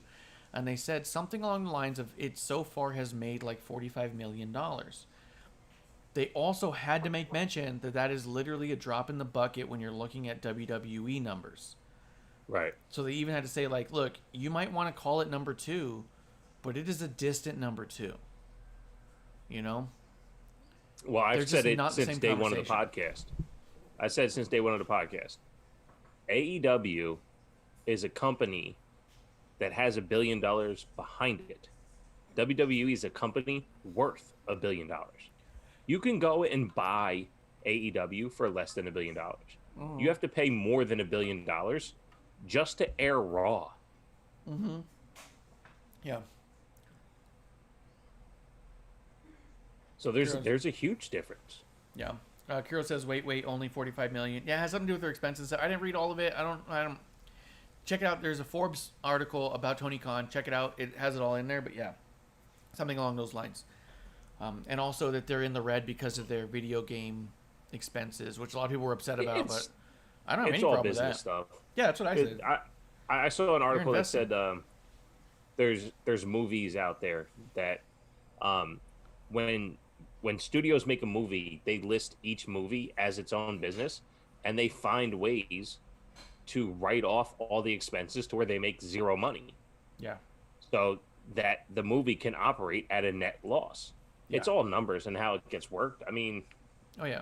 Yeah. And even then, I think putting a heavy investment in video games is a super smart idea, especially for them. They have a video game based audience. It's no question about it. They're all quite curious about the game. It needs to be good because they also come from such a gaming background. Guys like Kenny and stuff, they have a lot to live up to as far as the video game goes. If they come out with a real fucking flop of a video game, that's going to be a huge tarnish on their image because they're the video game people who made a wrestling company. So they really gotta I think it's smart. I think it's smart. Putting the money I'll there. Give them the idea for free. They should do it like Fortnite or any of these other free downloadable games and just make the rest with microtransactions. So allow everyone to have it for free. How many people are going to continue to buy new arenas and new pay-per-view screens and, Darby Allin fucking paints his face with pink instead of white. Yeah. They already tried to do a ton of transactions in their other video game, that casino game or whatever. Yeah. Yeah. But again, this isn't about AEW specifically. And then Kuro's saying Impact's worth more than that. How is that number 2? It is about viewership being on network TV. Impact gets less viewers. Yeah. They're not on network TV, so the perceived value would be less. They also don't spend as much on talent, so it's just hard to say, man. Dude, there's this. Glad I made it back for this. Yeah, dude, you made it back in time for Alexa Shayna. Dude, I'm super excited to see what happens here. To be honest, I have to tag you in this European account that follows the AEW ratings over there, and it continues to lose out to like these horrendous shows. I'll tag you in it the next time I see it. That's funny. Amanda Jane says, "Hey, I'd pay for changeable and Ricky Stark's clothing and accessories." Yeah. No, I spent a few bucks here and there on iOS games, on games for my phone, where it's all like, oh, this gear for this wrestler, or oh, I can get a new wrestler if I just pop a couple bucks here. Like, yeah, that makes sense. I thought Amanda makes Ricky's clothes in real life. Why would she pay for new clothes in a game? She should just start making it herself. Right. Make a Ken doll with Ricky Stark's clothing, and I will get somebody to design us a Ricky Stark's head for you to put on it. Because I think I can have that happen. I know 3D printing people and stuff. And who should give Ricky that pearl necklace that she's been talking about? I don't know. I think I'm grossed out by what you just said. I'm unsure. Why the fuck are Nia and Reginald a part of this? Damn it! Get the fuck out of here! Why? You have no business here. I hope Alexa comes out and shoots them both in the head with a gun and then has a match with Shayna. Don't say that. Just fucking stop. End the night. Say the fire. Don't go guns. You're getting political. Guns are political? Stop it. I just found out guns are a political thing. I shouldn't have said that. My views are not the views of WrestlingOnTheRocks.com, Single Malt Studios, or that of TW Takes Podcast. What the hell? What? Just stop. I just did a disclaimer. We're good now. No, we're not. Do you think that people will quote the disclaimer or no? TWTakesPodcast.com We're and never- TW Takes Terrible Wrestling Takes Podcast. We do endorse the disclaimer of at Ref Marsh from Wrestling on the Rocks. Oh, shit. Here The we graphic go. is different. Half Lily, It's half Lily. Alexa. Yes. I don't like This is what I Holy said shit. on my fucking show. I don't said this like on my it. show. This is not about the Fiend or any Oh. other possession. This is Lily full possession of Alexa. I fucking love it. She's walking Takes different. Podcast. Her arms Let's are go. moving different. Her hands are different. Let's go. Let's It's fucking like a go. Lily embodiment. So excited. So Yeah, it excited. could be. Repeat that. He was just saying that. She's asking if this is a Lily embodiment. Yes. Yes. She said that Oh my right God. after WrestleMania. That Yeah. the Fiend awoken in her the spirit Oh of my Lily. god. She's doing everything different. The details. Yes. Look, say what you want. Oh my god. Dude, say what you want. Maybe there is or is not a place for this kind of supernatural stuff in wrestling. Maybe. That's an argument to be had. But I will say the Alexa, the performer, is on a different level. Yes. She can perform on a level that other people cannot. And we need to appreciate what we have while we do. Because once Hollywood catches wind of one fart from that, they're scooping her up. She's gone. Shayna's not used to an opponent who's not even sizing her up. Right. And Reginald needs to get the fuck out of there or set him on fire. Kira was talking about the gambling game isn't even a game. It's microtransaction centered around a gambling mechanic. That's interesting. I wouldn't know that. Graham says, next pay-per-view build on the story. Let Shayna beat his annoying ass in the most one-sided fight ever. She already did once. Well, I guess there was a back and forth. But, Hey Graham, why are you over in Whoa, Marsh's whoa. chat? Because you like Okay. Twitch better? Yeah. what? No, because he likes me better. Oh She my did this God. against Oh god. Yeah, Naya. She did that against Naya. but she's doing it better now. She's been practicing it. Oh god. Oh yeah. Yeah. Oh my God. It's an alligator walk from Yeah. Jiu-Jitsu.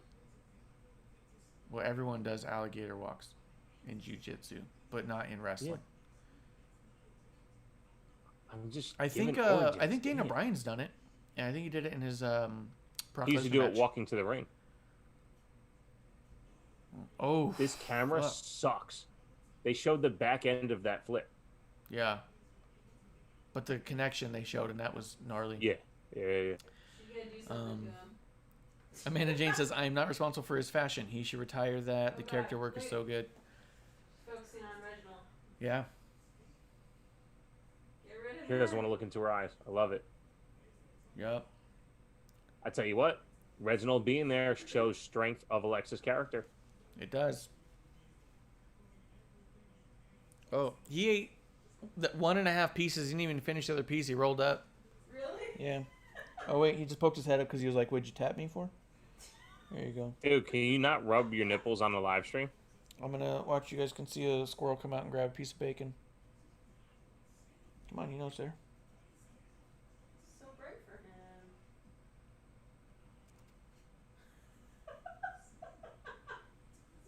Come get it, dude.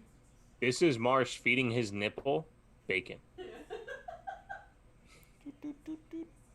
Come get it. He's so sleepy though. Live on episode 1, Marsh feeds nipple All bacon. right.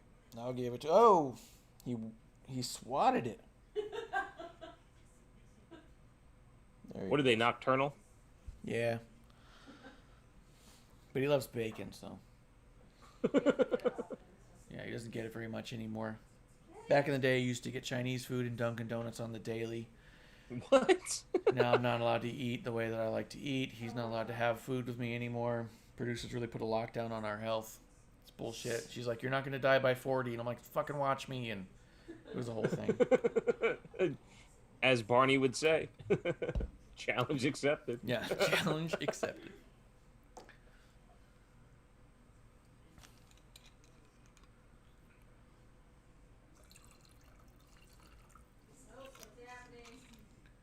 I mean, what's happening? Alexa Bliss doing the old arm gimmick with Shayna, and Alexa's got those fucking wonky ass arms. She's got like double joints and Yeah, all she of her get arm inverted joints. elbows. Yeah. Yeah. When she did it against Becky in the disarmor, I was all about it. I was like, what It the was her. fuck? Yeah, no, yeah. Becky put her in the disarmer, and then she holds up her arm, and it just like Yeah. falls backward, and she's like, ah! Oh my And everyone's god! like, oh my god! Yeah. Well, So she fucking rolled funny. her up after that, I think, and Yeah. got the win. Yeah. Yeah, so she's awesome, man. Yeah. I tell you, I mean, I'll never not be a Becky fan. I've always thought she was amazing. But after the draft, when Alexa came up from NXT and had her feud with Becky and took the title, me and the missus, we were like, what the fuck is happening? Who is this Yeah. Alexa? And then from that moment on, we were like, oh, we're Alexa fans now. Yeah. She turned it 100%. backwards. And She look at turned her her arms elbow doing the backwards. bend thing. Yeah. Yeah. Well, my arms are double jointed, and I used to mess with a dude because we worked together, and we worked in the prison system together, so we would like wrestle and try to keep each other up on like self defense and stuff. And he was showing me submission holds, and he shows me an arm lock, and I was like, I'm not feeling anything. And he's like, what are you talking about? And I was like, I don't see what you're doing. And at some point, he's all like, your arm should be clearly broken right at this point. I don't know what's happening. And so I was like, maybe arm bars don't work on me. And it's like, yeah, if you're double jointed, the arm bar doesn't do a lot. So then he showed me some chokes, which were insane. The dude could put you in a choke, 3 seconds, you were out. There was no... Nice. A good choke, I found, is insane. She did the bliss fit. She's doing something. Something's up. I think you have to do something crazy here because you have the Thunderdome one last time. This is it. Do a Thunderdome thing. Does Fiend return? Oh my god, she's crazy. Does Fiend return? I don't know if the Fiend returning has anything to do with this. I'll be honest, Fiend I tell can you what I return really- and can also not return here. Does someone that What I looks said on like my Fiend come out? my Raw SmackDown preview for this is I really love the fact that Alexa and Nia showed how good Alexa can still wrestle. Yes. Possessor! Possessor! Start a faction. Yes, I said that on the show. You must have listened. I appreciate the download, sir. Here. Start a faction. Oh. Oh, she's controlling Nia? Call it recess. Yes. She controls Yes. Nia?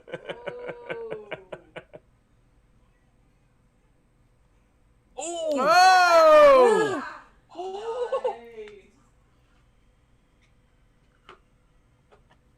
Oh shit! Give me all of this. The Give me screeching all of eels. this. What? That was a screeching eels. What do you want from me? What's that? The Princess Bride? Yeah, it is. Oh, the inverted Sister Abigail. I love She it. didn't do a kiss. No, she doesn't. Bray does. Okay. Keeping her arm straight while she walks makes her look so weird.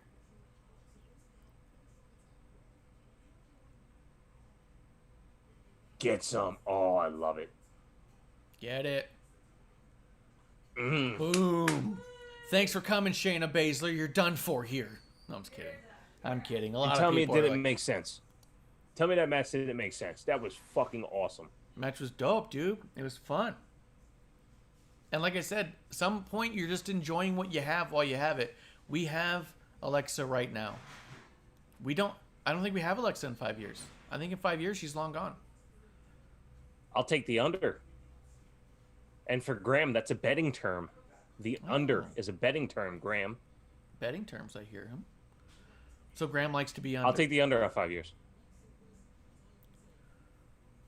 Is I Graham know the- Graham said some dumb shit on Good Cop, Bad Cop, and I was like, "What's the O/U on whatever it was?" And he's like, "Oh, you, I don't owe you anything." And I'm like, "Oh that's my a good god, point. you He Brits." doesn't. He doesn't. Great point. He doesn't. He was the first one to buy shirts. Appreciate it. Yeah. Oh, my shirts are cicada approved. Check out the timeline of at MGB Graham on Twitter. Cicadas fucked with your shirt? Yeah, TWTakesPodcast.com/TWTs.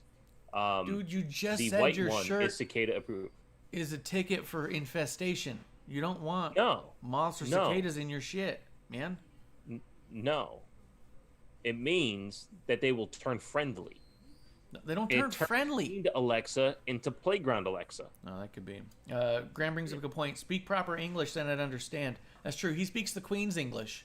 I don't know the Queen. Okay, we don't have queens over here. Dude, you know what they speak in Delaware?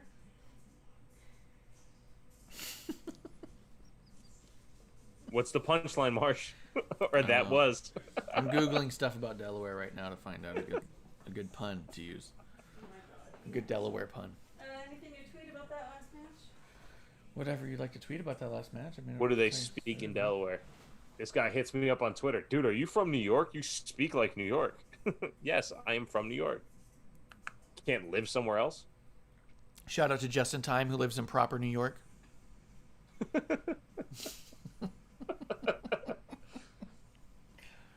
Oh man.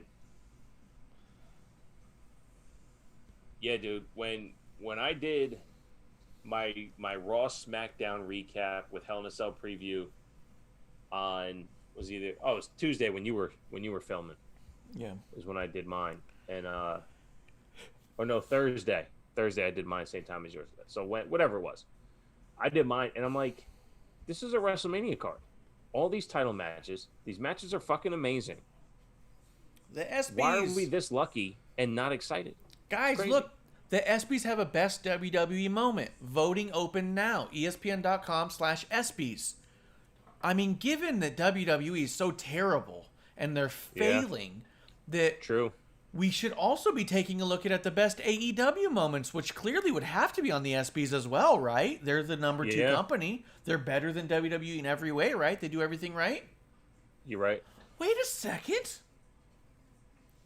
What's fucking with you? There's no AEW awards. I think the best WWE moment Tweet at Meltzer if you want an AEW just award. happened. Alexa making Nia slap Reginald. Yeah, that was pretty good stuff. Yeah. Right after I. Shouts to Just in Time 211. New York represented over here. Yes, sir. Alexa and Shane is the most stupid match I've seen tonight. What'd you put? I put Alexa's on another level, and we're enjoying everything she's doing now until Hollywood scoops her up. Yeah, 100%. Yo, did you see I got Paul Heyman to sign that drawing I did of Paul Heyman and Roman? I don't think so. No. No, pretty I don't sick. think I saw that. I tweeted about it. It was so sick, dude.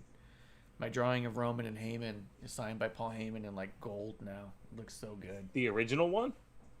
Well, I mean, the original one's a digital on my iPad, so I printed it out and I'm signing it.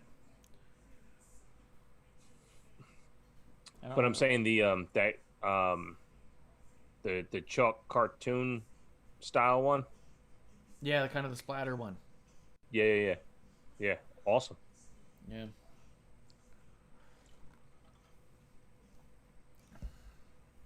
Let's see. Graham says Orange Cassidy is the best moment. Pick anything he does. I mean, if you're saying the bar is that low for AEW, I'd agree. Kuro says, well, ESPN's ESPYs thing is broken, so no voting for you. You can't vote anyways. It's rigged. It's a conspiracy. That's why Sammy's not on the list. That's true. I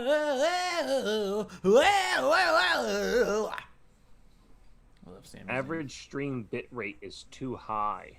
That is why I'm not streaming properly on Twitch. name. Oh, okay. Woo! How do I change that? Somewhere in your Streamlabs stuff. Yo, here's the deal with Sammy and KO. Yeah. They said back in PWG days, fight They were forever. in PWG. They were in PWG. And they were getting Fight Forever chants back then. And they were like, yeah, let's go ahead and do that. And they have. They've taken it very literally. And for some reason, those two dudes' chemistry is so good they are both on such a high level of execution that nobody is tired of the two of them fighting. Yeah. No one's tired of the two of them teaming either. You know what's crazy too? Because they spent a lot of time with each other, but I don't think we actually got invested in any story. So we're able to sit back and just enjoy what they do to and with each other. Ooh, fuck. Yeah, but the thing is their story is so delicately told over the last 20 years of their fucking lives that it's like, if you've been along for the ride, everything just becomes sweeter. If you are just getting into it, you're not sure why these guys are on a different level, but you can tell. You know what I mean? So here's a interesting footnote. First time I heard Fight Forever, you'd be familiar with that. Takeover Dallas. Nakamura versus Sami Zayn. Yes. Nakamura's first match. Yeah. That was the first time I heard Fight Forever. Mm-hmm. And then what was it, a year later when we got the Sami Zayn KO at WrestleMania? And they did, or not WrestleMania, Elimination Chamber. Yeah. Or Backlash. They did the Fight Forever shirts with the two of them. I was like, oh, well, that's a Sami Zayn Nakamura thing. I didn't realize that it was pre WWE for Sami Zayn. So I was like, why are you using Fight Forever for them? That started with Nakamura and Sami Zayn. And of course it didn't, because, I didn't know Amanda Jane then to put me on. Oh, shit, there's the shirt. That is so good. I got to get it, man, where it's half of each of their face. Oh, yeah? Oh, my God. Oh, you never seen that? I mean, I must have seen it then. At the time, I was probably like, okay, whatever. I wasn't completely on board the same way. Each of their faces? Dude, one of my favorite shirts from KO is his KO Mania 2 shirt. And I got that for the missus. And, because I was so mad that they didn't have it in 2X. But I was like, I have to get it for her. And she loves it. Here's one that's a large, and I'm thinking about it. I wear an XL now, but I've been losing weight. Do you think I could lose enough weight to get to this shirt? Never seen you in person, so I don't know. That's what I mean. This one a small? That one's never going to happen. Do you want to... Hey, say challenge accepted and do it, bro. I don't know. Maybe producer wants a Fight Forever shirt. They got a small size... Small men's. It could always be betting for Sugar Glider. All right, I'm not buying it right Dude, now. Anyway. Get the shirt. I'm just adding to watch lists. I'm like missing the match because I'm trying to find an old shirt of theirs from fucking like 7 years ago.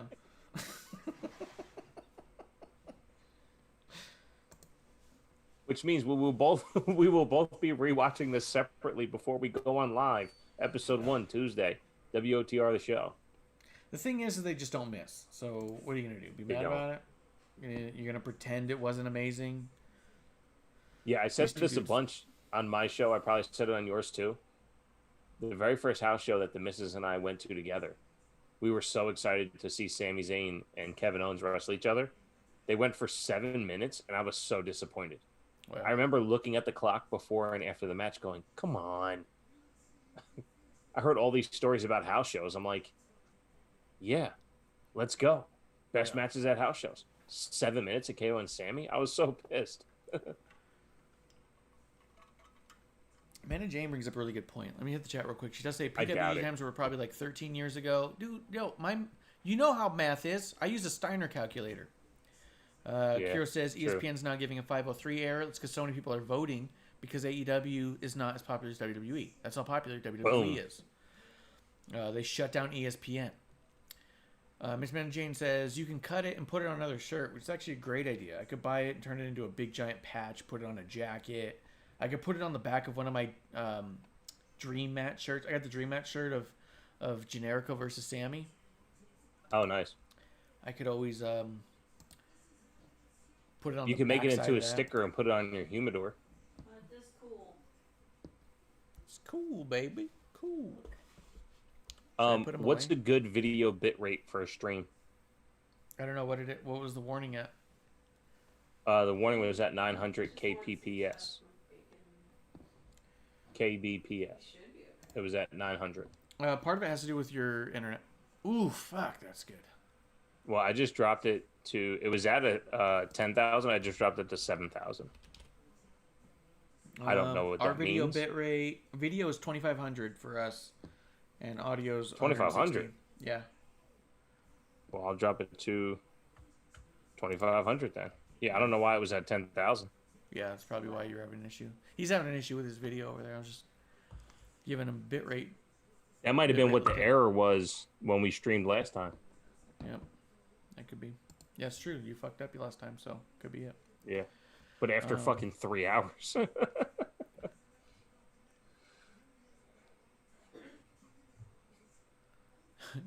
All right, I'm gonna read this one, but no more AEW talk, guys. But Kiro does say, "Wait, can I question something? Isn't TNT Broadcasting partners with ESPN, and ESPN is broadcasting partners with TSN, and there's no AEW ESPYs?" Which is a good point. Turner owns the Time Warner has the contract with ESPN, and there's several... Wait, with what? What do you mean? When do they partner with each other? They're partners, TNT and TSN. No. What's They're not- TSN? Is that the Canadian thing? Turner Sports Network. No. They're not partners with ESPN. No. They have nothing to do with it. No. All right, that's what ESPN is Bishop says. Disney and Disney affiliates, plus Fox. So anything Fox Sports, FS1 and all that shit, and anything ABC or, ABCN or all that shit. I don't think they have any TNT situations, because then that would mean that fucking Disney's in bed with HBO, and that's not true. That's definitely not true. And Amanda says ESPN is Disney. God, dude, they look... Yeah, because she wants her amusement park. She's definitely Jeremy in the chat says Kevin Owens looks like he might have separated his shoulder. His arm is obviously injured. Might be getting worked though.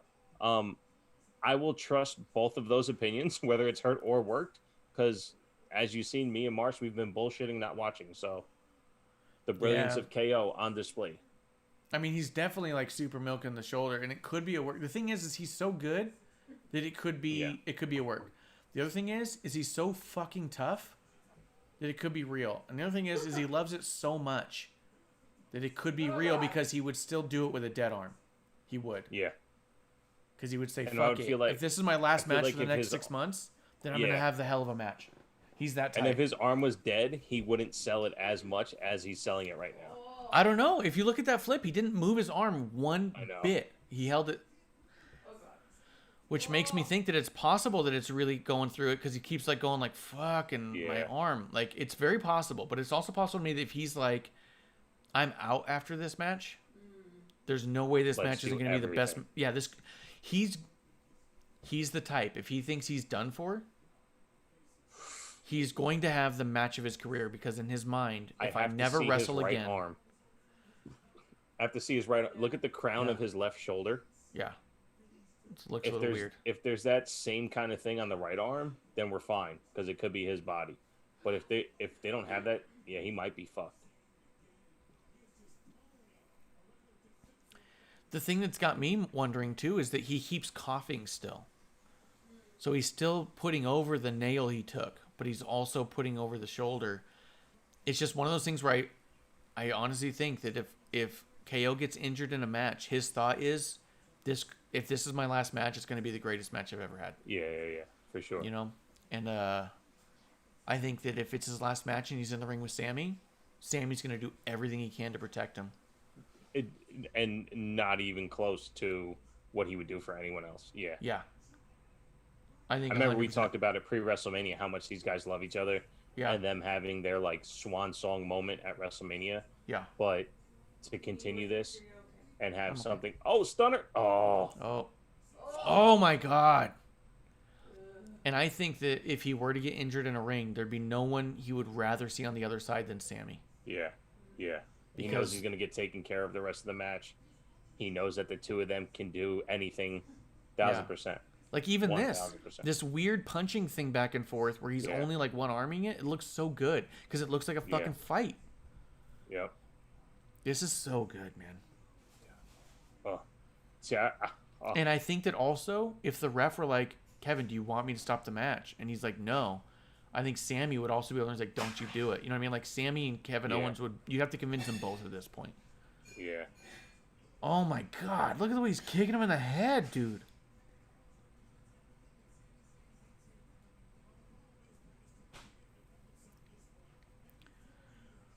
Let me see. Carol's saying it's a Canadian thing. ESPN's Disney, but ESPN and TNT in Canada or TSN. Yeah, I thought TSN was in Canada. Yeah. So maybe that's it might just be an overseas thing, a Canada thing, international thing, because contracts are different. I mean, we see that with just WWE Network and Peacock. So yeah, it says Universal NBC. Disney would make Starks a princess, which I'm totally on board for. That's so good, man. That's stunning. Kuro says paid to see that. Could probably convince them. Well, aren't Sammy and Kevin from the same place in Canada? Yeah. no, one's from Maryville, the other one's from Montreal. They're both from Quebec. Yeah, but Quebec is like the size of Texas. Texas isn't as big as you think. It's huge. That's what she said. It's huge to you. I'm from Alaska, baby. You know how many Texases fit in Alaska? I know, 1.5. It's like 3 or 4. I think it's 4. Are you really from Alaska? Yeah. One's from Laval and one's from Maryville. Yeah. But they're both from Quebec, so that's the same thing. Yeah, they're both from Canada. Yo, it's like saying they're both from America. God damn this match, man.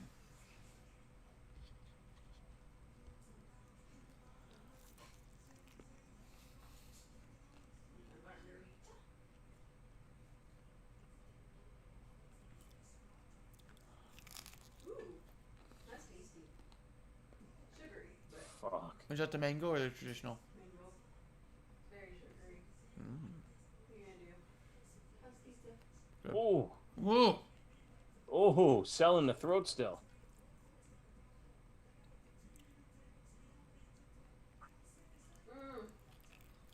Hit the finisher. Oh. Oh, Oh! he's bleeding. Uh-huh. Slip. Woo! Holy This shit. is time 211. Co-signing what the brother Jeremy said. Looks like KO's arm might be legit injured. I tell you what, not often do we get a clean win by Sammy, and not mad at it either way. I have a Sammy shirt on. You wearing a That's Sammy awesome. shirt? I'm wearing a Sammy shirt. Oh, yeah. Producer's got her Sammy shirt on. We got a winner. Woo! Dude, what? Why are you wearing a mask? That's weird, bro. What I love about the haluva kick is he doesn't hit it often, but no one kicks out of it. It is a very well protected finish. Which sucks because the Blue Thunder Bomb is one of the coolest looking moves and doesn't pin anybody. No, and he won against AJ with it once and looked shocked. It was great. Oh, fuck. So I don't fucking care good. how much I like somebody. I don't know if I can stand them kicking me in the face for real, but not for real. Dude, yeah, no, kick me in the face as hard as you can. Oh, your little Sammy's right there. Yeah, I got a Sammy right here.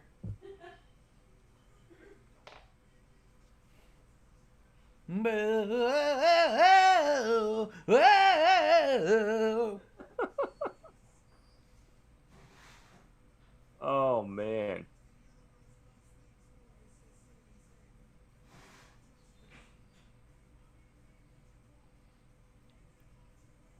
Dude, Pat McAfee is giving Sami Zayn his microphone. Yeah, he is. McAfee is a Feeding it to fucking him. broadcast Hall of Famer. He is a WWE Hall of Famer 2 times. Once for a celebrity match and once for an announcer. Michael Cole stood up to turn around. He was like, I don't even want to be part of this. Kevin's still talking about his shoulder to the ref. And he's coughing. He's incredible. Dude, I tell you, when we went to that house show, we met Alicia Fox afterwards and we had drinks with her. And cheers to her sobriety. But she asked who my favorite now was, and I said definitely Kevin Owens. And at the time, I was wearing a KO shirt. Yeah. I was into Kevin Owens starter kit. I had gym shorts, but I wear gym shorts all the time. KO shirt. Yeah, gym you shorts. seem like the type. You got those stupid flip flops for and sure. shit. Oh yeah, man. Yeah, yeah. Dude, No, that's good. I got you. dude, wearing flip flops right now. I know.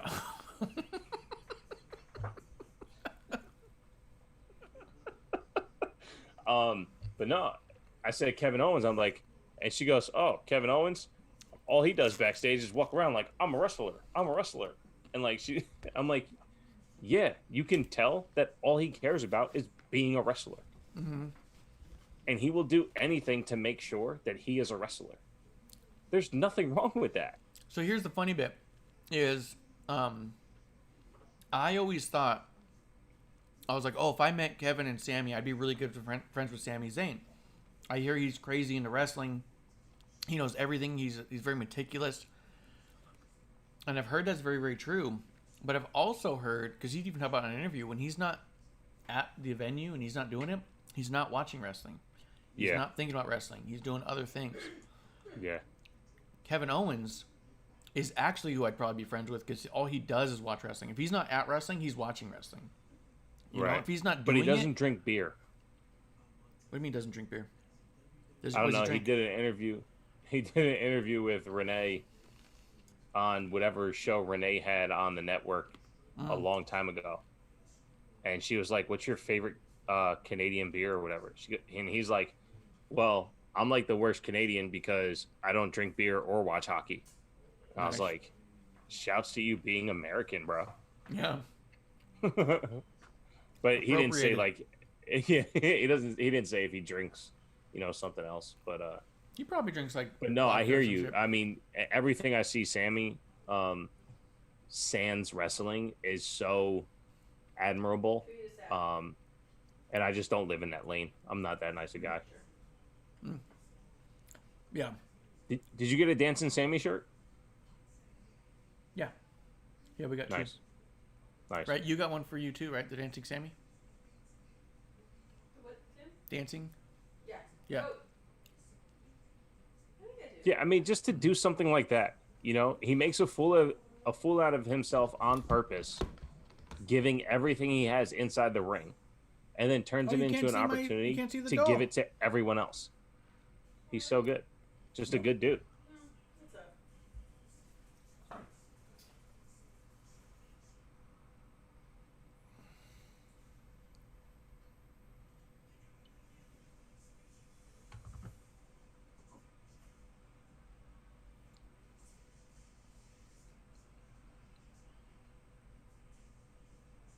We say cheers to the Yingling Center. Farewell to your pay-per-view schedule, as Money in the Bank next month will be live in person in Texas.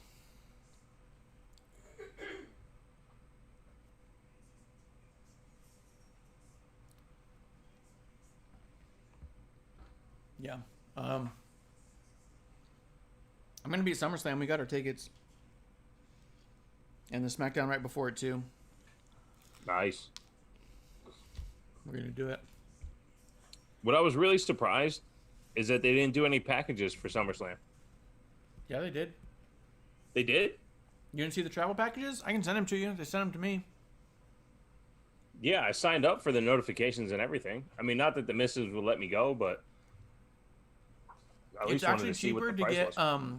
to get a travel package that guarantees you a seat in the first 5 rows. The commemorative chair, all that stuff, the hotel, the SmackDown and Raw, all that shit. It's cheaper to get that package than it is to just go to Ticketmaster and buy front row seats. Yeah, that's crazy. It's actually like cheaper to get the hotel package included. I don't like. That's why I get so mad at Ticketmaster. Yeah, send me that link. I want to see what the damage is on what's available now. It's pretty reasonable. I'm not gonna lie. It was reasonable enough to me to think, should I do it one more time? But also was like, no, I should not do it one more time because I did it for Rumble. And that was local though. Yeah.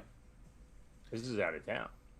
Like, Yeah, but it's still really close to based local. based off of how I feel about this SummerSlam, I'm wondering how I'm gonna feel come WrestleMania next year. When it's in Dallas. I know at first I was like, there's zero chance, but like now I'm kind of thinking maybe package that with a hotel. If all I got to do is fucking get the package and get a flight, Yeah. I might be down for that. Yeah, that's what's nice about it.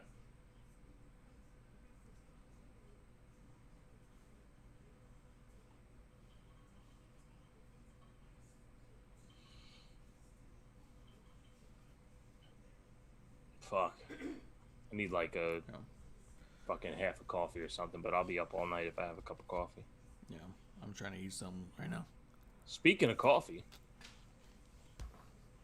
Good point. Good point. New Wave coffee is the way to go, brother. If you're tired, you know what you need to have. New Wave coffee. NOOWAVE.co. Newwave.co. Promo code CHEERS. Get an additional 10% off on top of the already ongoing sale. New Wave coffee gives you all of the good things about coffee and none of the negative side effects because it is infused with L-theanine and raw cacao for productivity, and creativity. This watch along is brought to you by New Wave.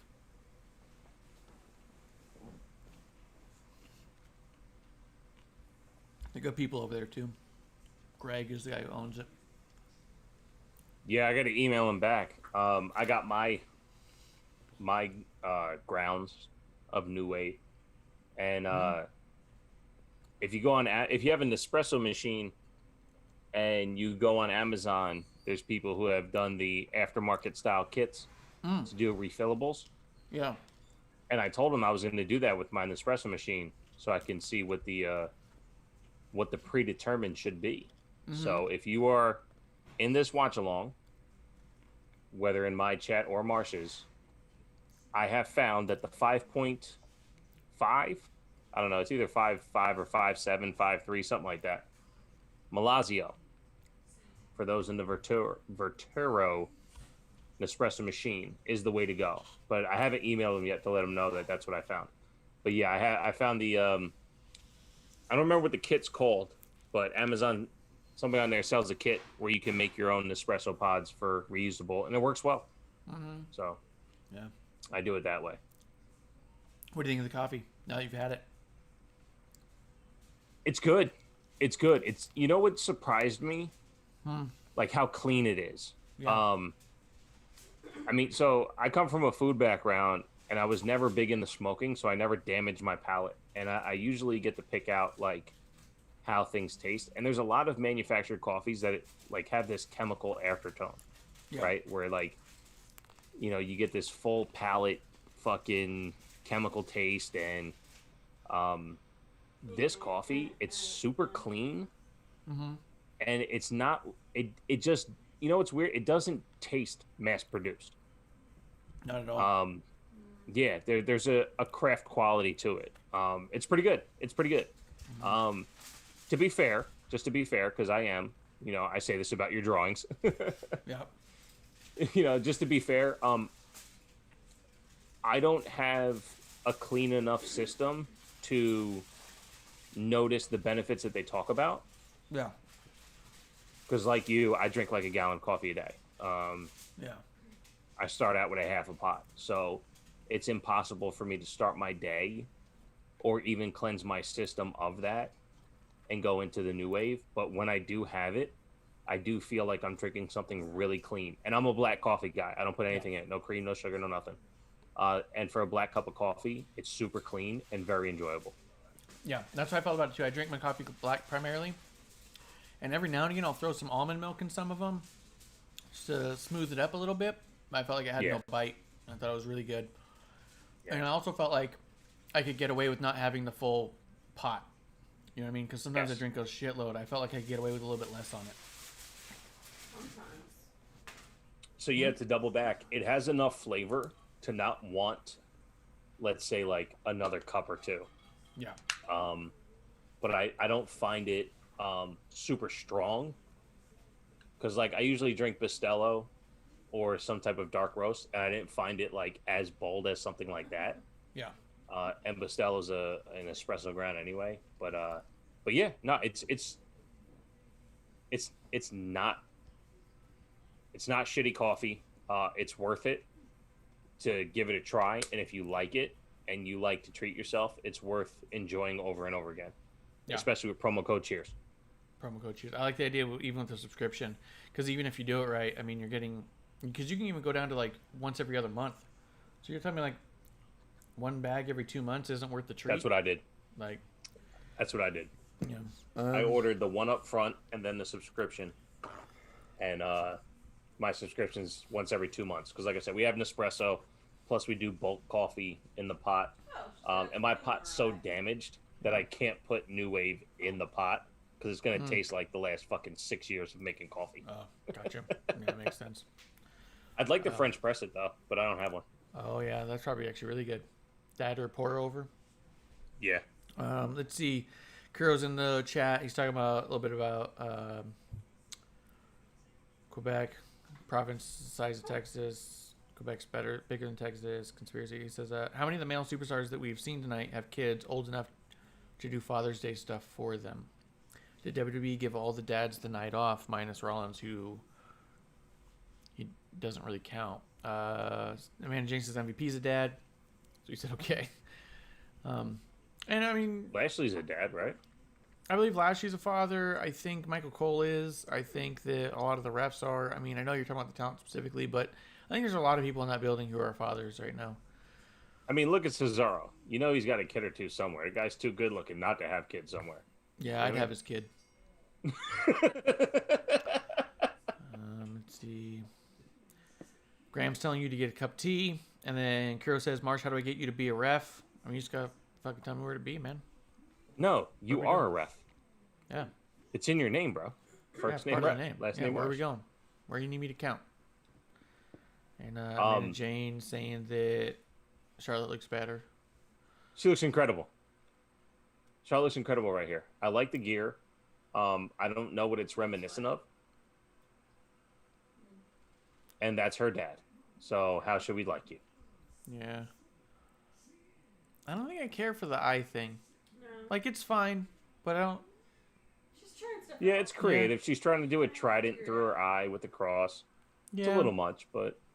I think I could do without it. I don't think it does anything for me, but I don't. It's not like I hate it. It's not like, oh, you fucked up here. She's okay. You She's a tried kid. thing. She's fucking 24. Whoa, What the fuck is what that? the fuck? This is stupid. No. Don't fucking touch the ref. Yeah, don't touch the fucking ref. Disqualify her. Let that be it. Over. The match didn't You start fucking- yet. You can't get disqualified before the match. You can fucking call a no contest. Yes, you put your hands on the ref. Match over. You're not having this match. Charlotte's such a fucking bitch to the refs, man. And I don't mean that in like a heel way. I mean that in like a performer way.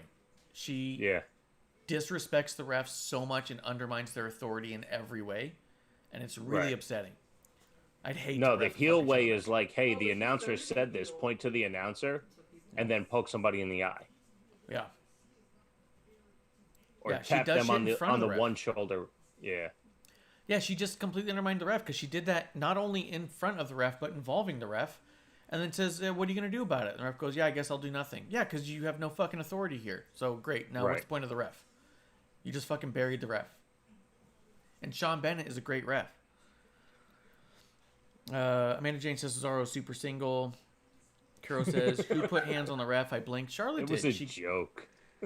She grabbed the title and pushed him out of the way. Yep. Fuck out of here. She pushed him with the title. Yeah, if it was Charlotte, she'll get suspended for 7 days for no reason and come back with no consequences. Yeah, that's probably true too. I mean, I'm already so out of this match, man. Oh man, I'll save it for Tuesday, for episode 1.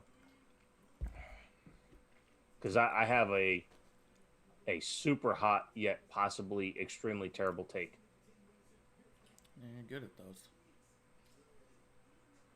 But I'll save it for Tuesday. You're like the Little Caesars of wrestling takes. Why? They're hot and They terrible. cost $5. Hot and terrible and $5. Dude, there's a Little Caesars by us that's so fucking good. Dude, has it got And, like, is it the pretzel ones? The pretzel? No, just it's something. It's how they actually proof their dough, plus whatever's up with their sauce. Because there's I don't know probably like just in this little area, fucking 3 of them, and there's one that stands out above the rest because it actually tastes that fucking good. Now, of course, it's not real pizza, Yeah. but like at the end of the day, when we eat it, we're like, why is this so fucking good? Yeah. What is dope though is like 7 wings for $5. That's not bad. How are you tweeting? What?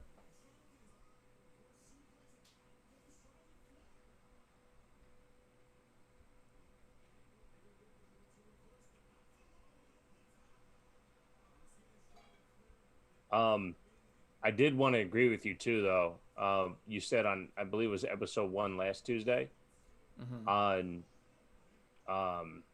Charlotte losing the weight that she did. Yeah. She looks so lean, so filled out that it matches her gear. The missus and I had always had a problem with how the gear looked on her in certain forms, and this isn't a body shaming thing. It's just a clothes wearing thing. Sometimes she wore stuff that wasn't as flattering as it could have been. Yeah, times she wore stuff and that was I fine. think, and the way she has transformed her body into what her gear is, I think she looks outstanding. Yeah. Yeah, And that's part the of it, gear's right? been You have to completely be flattering invested in the character. Yeah.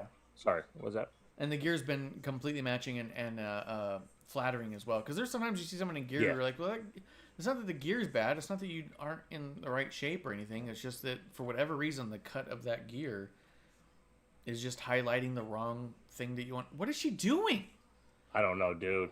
What This the is fuck their was goat. that? I looked down. This is their goat. This is Whoever the fucking goat. says it, this is their goat. Jesus Christ. And sorry to him too. I know it's not his fault. Charlotte was just kicking the fucking air over and over again, Yes. feet away from Rhea. Like, so far away that it was like, where do you think they're shooting from? Where do you think the camera is? I haven't paid attention to the chat in a little bit. Number one, I did see this but didn't say it. Said I want to see Marsh keep that on for the rest of the show. He was talking about your Sami Zayn mask, but by the time that came through in the chat, you already took it off. Also, he was curious whose kid you were actually going to have, and I do believe he was just surprised that it was going to be Cesaro's, not the fact that it would you actually having the kid. Yeah. And then Jeremy says Charlotte disrespects everyone she's in the ring with. She'll do whatever she wants if she thinks it will make her look good. Yeah. It's possible, 100%. but no doubt. I've only seen her Every time. talk bad about the talent the one time when she was trying to shit on Becky. Oh, she doesn't talk bad about them. She's just doing stuff in there that clearly puts herself over them. She doesn't mind making them look bad if it makes her look better. The only reason I'm saying no, Well, that's the thing. is because the match hadn't officially started. You're just going to get it back and forth. It's not necessary. Oh, I'm gonna do it. Like, she can say in this that, oh, well, Ray is a rookie. She wasn't in the right spots. Yeah. But, like, the shit with Becky where she was saying that, oh, I was on my back making Becky, which just wasn't true because for me as a viewer, I was into Becky for everything and then the wrestling. Yeah.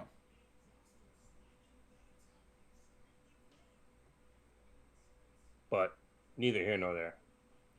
But I even do then, find it odd, though, that if you honestly think that Becky beating Charlotte made Becky, then you weren't fucking watching. It was a lot of other stuff. Yeah. Well, and here's the thing, too, right? Honestly, when you think of Becky, do you ever think of Charlotte? Almost never. Right. You think of the Asuka stuff? Yeah, I think Charlotte's best match was against Becky at Evolution. I think Becky's best match is hard to pin down. Like, she's just had so many good matches with so many different competitors. And I think that also one of the best things about Becky is that her story is always important and compelling because she makes it that way. And I think that Exactly. Charlotte just happened to be involved in that one because they were waiting for the Ronda stuff. Yeah, I always think when it comes to Becky and what I think makes her shit so cool is that the story surrounding her match and getting you that invested. Gross. What the fuck kind of pin was she doing? No one's responding. What was that? What the fuck just happened? They're going to show us the whole sequence? That was stupid. I am going to cover a half a leg, not hook anything, and then on two, put my foot up? Yeah, and then also her other leg was underneath the rope. The count should have been canceled to begin with. Both people need to be inside the rope. So the ride that you take with the Becky storyline pales in comparison to the matches, and most of the matches are pretty seamless. That's what I was getting at. Just to put a cap on that. Let me see. Kuro saying, oh yeah, and she comes back with no consequence to get put in a title match. If Charlotte wins, I'm canceling my WWE network and moving to the US to get Peacock for free. Dude, yeah, come get come get your Peacock, dude. I've gotten 10 votes so far. That's good. That's a fantastic take. I love that. 40% totally love it. That might be my favorite comment. Really? Yeah. I don't even know who it is. I'm gonna have to go. We put up a poll on our Twitter, so if you're watching live, let's see, enjoying Charlotte versus Reed. Oh, Jesus. Let's see. It's pretty simple. Just yay, nay. Yeah, it's a yay, nay. Are you enjoying it? And what's the... We've only got 12 votes so far, but they're coming in, and it's only been up 3 minutes. Oh. Totally love it, 33%. No hard pass, 67%. We just got the Andrade move. Well, good. She should definitely identify herself as somebody else. How better for a woman to assert her independence than by doing her man's moves? If you thought she was upset for being known as Ric Flair's daughter, wait till you see what it's like to be Andrade's wife. Oh, right. That's messed up. I'm saying stop. Hey, I know. It's wait until she learns how to catch herself in the ropes. Yeah. Yeah, wait till she starts doing Idolo. She already does Smash Fly. Yeah, that's what I mean. Like, fucking stop doing other people's shit. Just, you're good enough to be you. Is what I'm saying. Dude, Charlotte's biceps are massive, though. Let us see you. Yeah. Jeremy says Charlotte makes Andrade's move look horrible. It's not too bad. She definitely has the athleticism to pull it off. It's not as fluid as Andrade, though. Yeah. Let's see. Faptina says, "Oh, Charlotte." Amanda's laughing. What's up? Good cop, bad cop. How about something in the middle? Really? That's funny.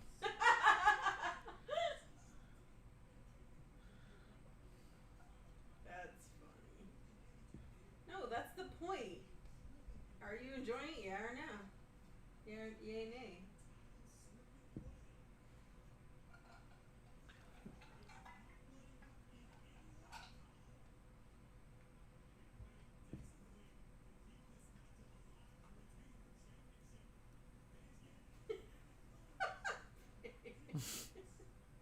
Fucking around on Twitter. If you guys are listening to the podcast, we appreciate you hanging out, having a good time with us, having a drink.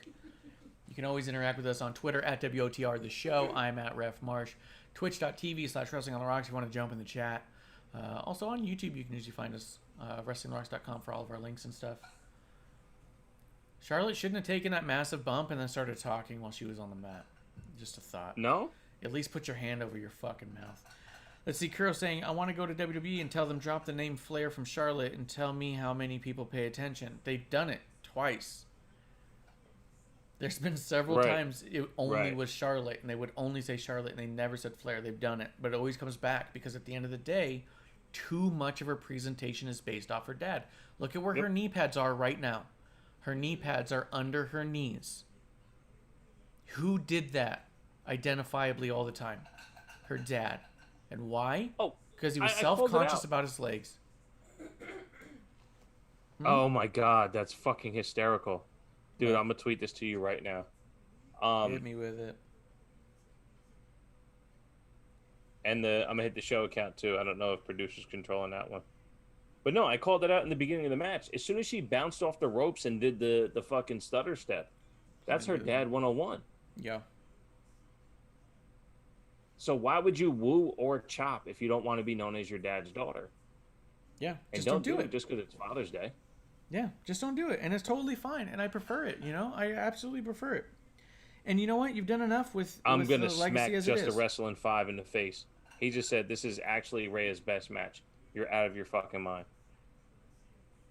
I mean, maybe her best main roster match. Maybe. There's just too much tomfoolery going on around it.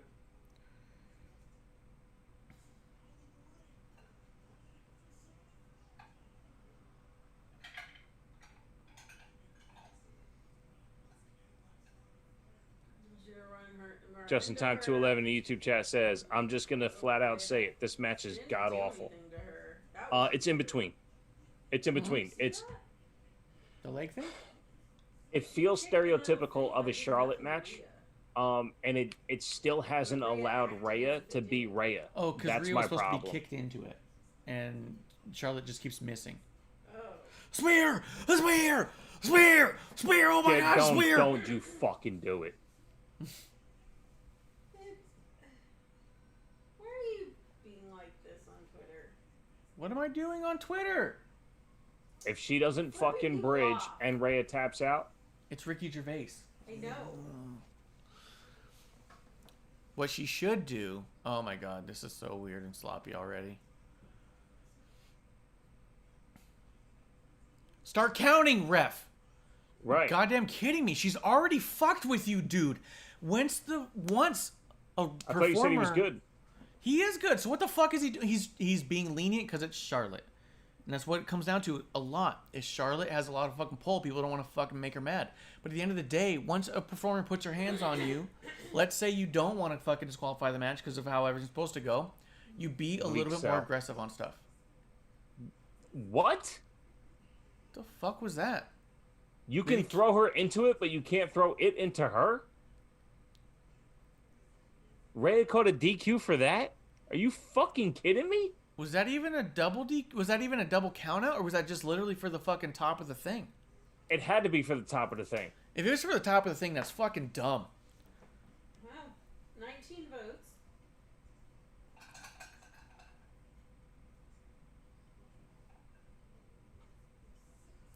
Send Sean Bennett to AEW. Hey! What? And that's how send you're Stu Bennett to the main roster. Yeah. See what I did there? Yep. 15. She's self-conscious about all her body, it seems. Okay. Graham says there's no option for in between on the poll though. So how did you vote, Bishop? That's right. You got to vote. Honestly, I voted for liking it. I think it every single time these two touch, it has an ability that keeps me invested. So I want to see something dope. So I'm always interested in watching. So I'm not going to lie and say that I don't want to watch it. Yeah. Amanda says someone lost an eyelash. It's always how you know a fight's gotten Yeah, it was real. stuck in her hair. Yeah, it was stuck in Charlotte's hair. That's funny. Kiro saying, are we saying that Rhea can't beat Charlotte clean? What was that finish? They haven't replayed shit. I don't know if it was a double count out or not. Oh, no. Yeah. Winner Charlotte Charlotte Flair because of won the by fucking DQ. use. Go fuck I'm gonna yourself. respond This is to Stephanie. fucking It's a stupid. thing now. Is that okay? Yeah.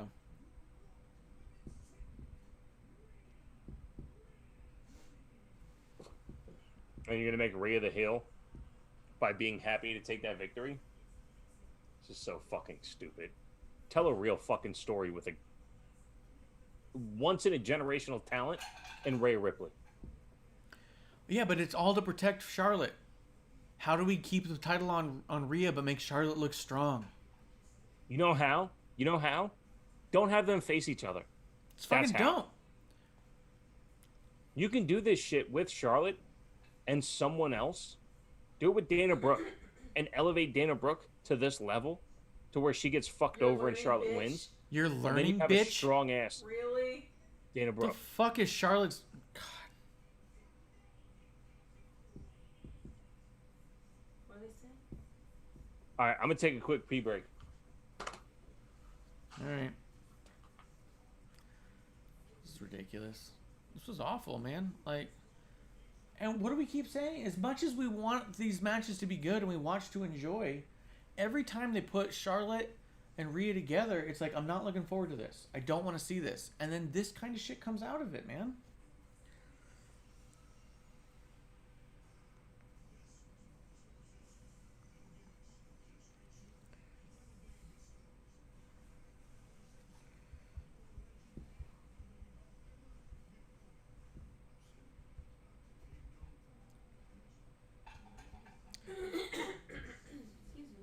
Yeah, it's just annoying. Guys, if you're in the chat, we appreciate you being here. If you're just hanging out, watching along, being part of the buyback, appreciate you coming through. Twitch.tv/Wrestling on the Rocks. If you guys want to be join the chatter. Also during the shows, you can derail the show while you go at it. Let's see. We had 21 votes. So that's good. 33% loved it. 67 nope. A lot of people didn't like it. Let's see. Kuro saying, just wait, Marsh Monday is going to be a rematch with no DQ with Charlotte winning. Oh, yeah, they'll fix this one right up.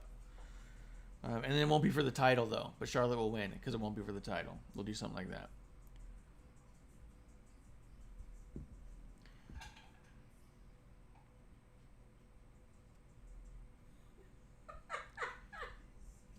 Those wrestling girls. Ugh, so this feud continues. Yeah.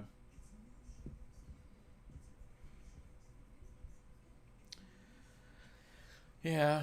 Oh. I'm going to tweet this one and see if I should take it down later. We'll see if Carderas tells me to take it down.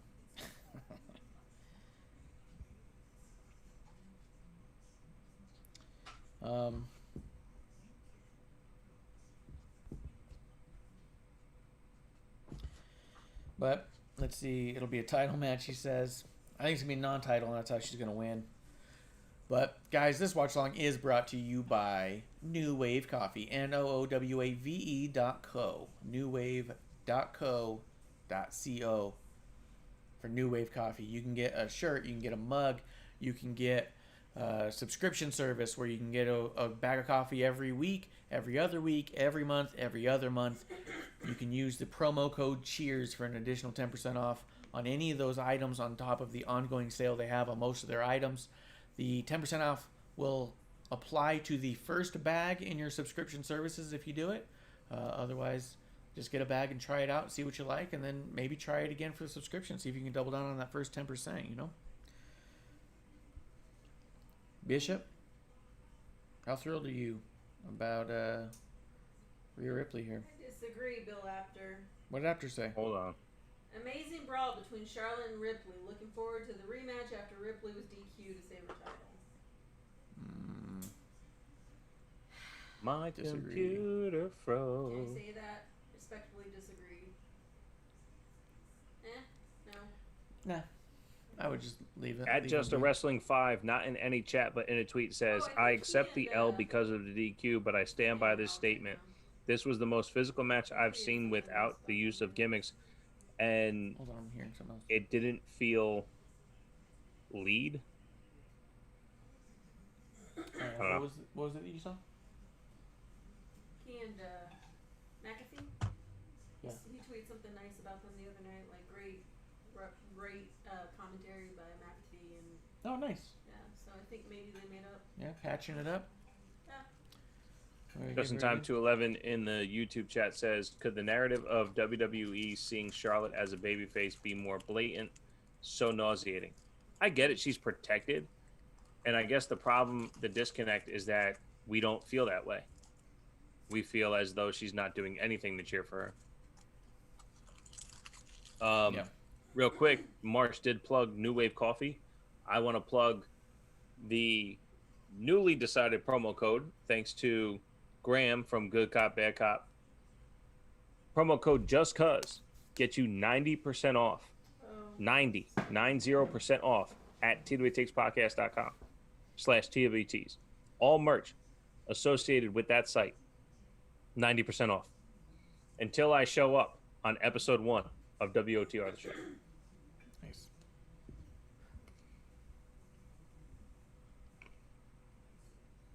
Just cuz. Just cause. That means if it's $100, cost you $10.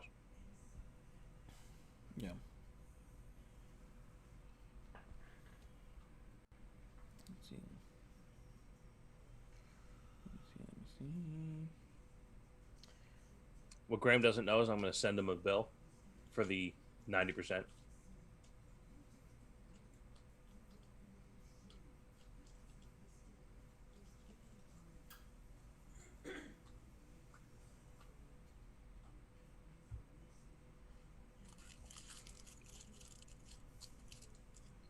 So this is it, right? Main event? What are we looking at? World title. Yeah, this should be the main event. I should wrap it up here.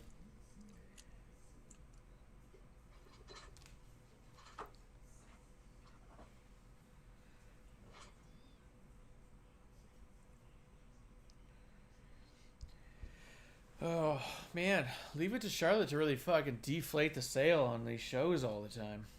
Man, it's mean.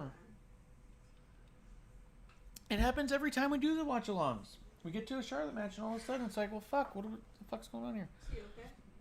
Yeah, he's just hanging. Dude, her spot at WrestleMania was fucking dope. She didn't derail WrestleMania. Yeah, she wasn't in it. It was great. Oh. Let's see. It'll be a title match. So, quick question. If Lashley wins, who's next? Kofi is. I have a super early start tomorrow and don't really care about this match, so I'm tapping out for the night, says Graham. A pleasure as always, guys. See you next time. Cheers. Graham, cheers. Thank you for coming through and having a drink with us, man. One of our favorite drinking buddies. Carol says this match is sponsored by Sword Noises. Swink, swink. Swink.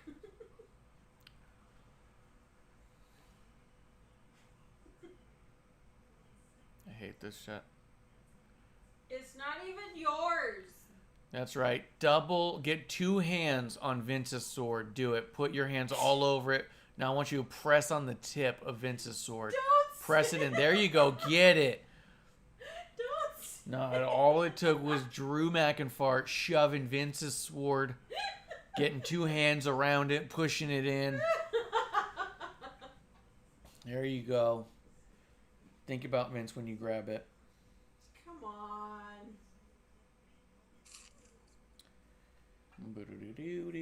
Oh, look at... Oh, Drew McIntyre, real serious here. Yeah, well, I'm pretty much a Terminator.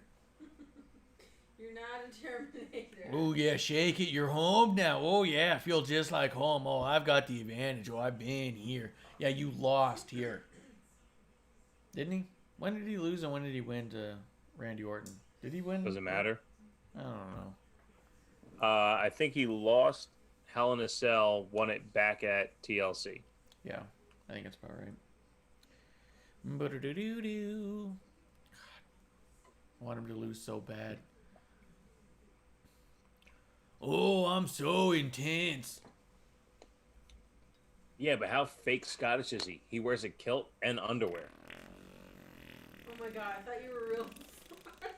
No, that's just how I imagine it. He flexes so hard he farts, and that's how the fire goes up.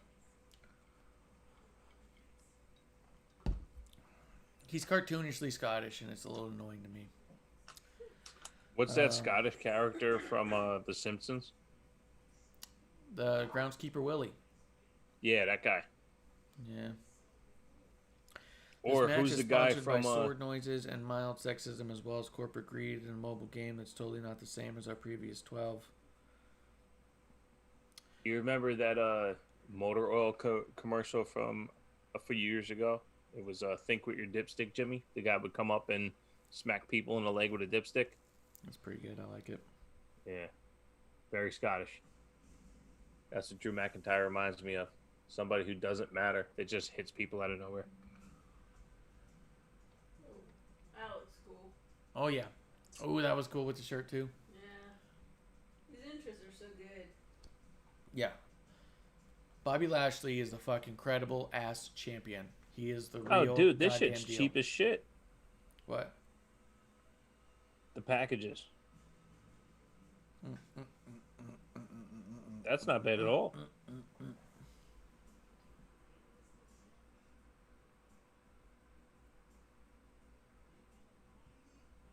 Oh, here we go. Doop, doop, doop, doop, scuba dooba doop. Lunar couldn't be here today. He's, I think he's training or something. We'll see what's going on with him.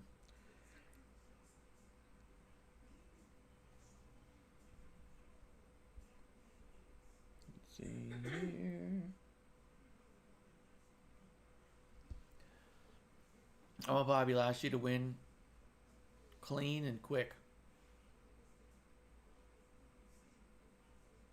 So SummerSlam's. So you had to get the SmackDown ticket separate? From the Friday one? No, the Friday one is, but there's no ticket included in the package. I don't remember looking at the package. I remember last time I got the packages, it included Raw. You can get. Let me see. This says brunch, SummerSlam gift bag, travel pack, concierge, and a hotel, and the SummerSlam ticket. Doesn't say SmackDown added. Oh yeah. Yeah, they don't have the other shows on there. It's not on there. When I did the Rumble, you could get the package that had Raw and NXT and Rumble. Yeah. And then for like an extra $1,000, you could also get SmackDown. And I was like, I'm not spending $1,000 for SmackDown. I was like, you just gave me all the other ones for less. Yeah, So when they did we got some cheap tickets for it and went. When they did the last SummerSlam at Barclays, I was like, Yeah. might do the whole package there. I could drive up, so no plane ticket. Dude, And Drew is so fucking forced and phony when he does this shit. When he's just like walking back and forth, like, "Oh, let me at him." He just looks like a kid who's trying to be intimidating. This is what a scary person looks like. Ooh, scary. I think Bobby Lashley should take that finger and just stick it in his eye right now. Just hold up the one and then just boom, jab him in the eye. And then pin him what for if the Drew win. McIntyre stopped dyeing his beard? Do you think he would resonate more then? Yes. I think so. I remember Sam Roberts said it a couple years ago. Roman wearing blue contacts was a disconnect Yes. because we know his eyes aren't blue. Yeah. I was like, that's a good point.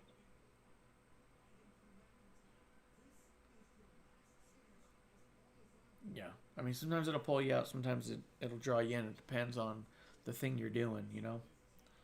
Well, yeah, I'm saying, like, so part of Roman's charm as a character is like the 12 gray hairs he has in his beard. Yeah. He's a family man who works hard for a long time for his family. Yeah. Like, those kind of people aren't insecure with their looks. Their Yeah. age wears on them. Their workmanship wears on them. Yeah. But they want McIntyre to look like a fucking superhero. Yeah. But he comes off Superheroes don't childish have to flaws. me. Like, this whole fucking stare down has been so stupid. Oh, it's intense. I don't buy into it at all. It looks so fucking forced from Drew. I'm a tough guy.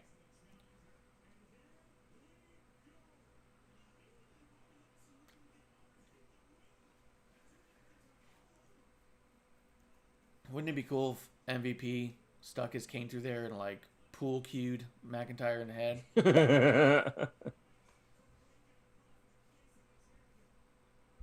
Well, no, because then Drew McIntyre would grab the cane and pull MVP through one screen hole.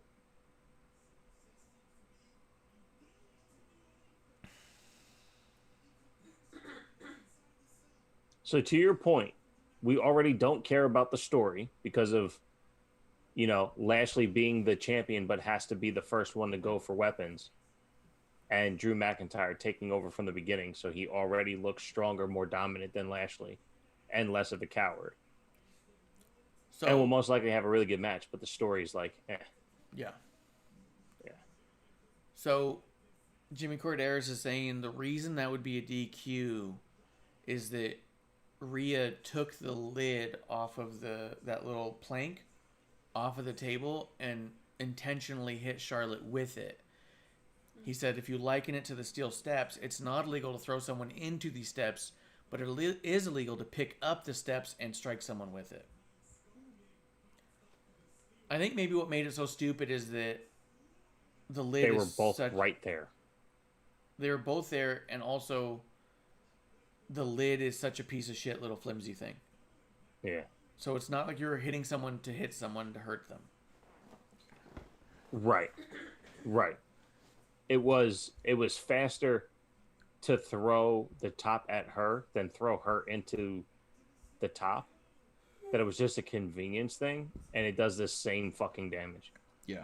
I agree, though. I get what he's saying, and I'm definitely not gonna disagree with that. I think if that's the case, that's lame.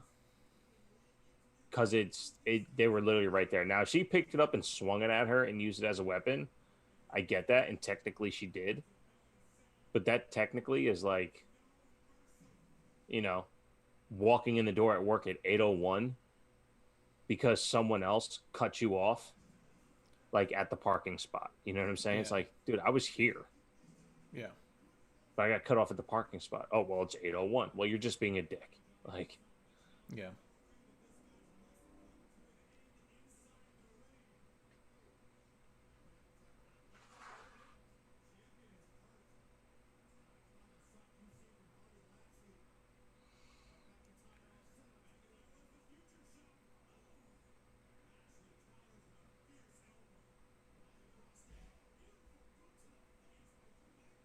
Oh man, we've got that Charlotte fucking GIF you're talking about. What do you mean? The kicking the air. Oh, yeah, yep. It's a thing now. Oh, yeah, it's out there. It's bad.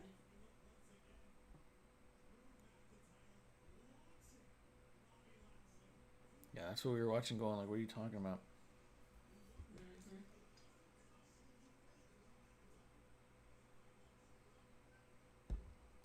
Hey, Bishop, you still with me? yeah.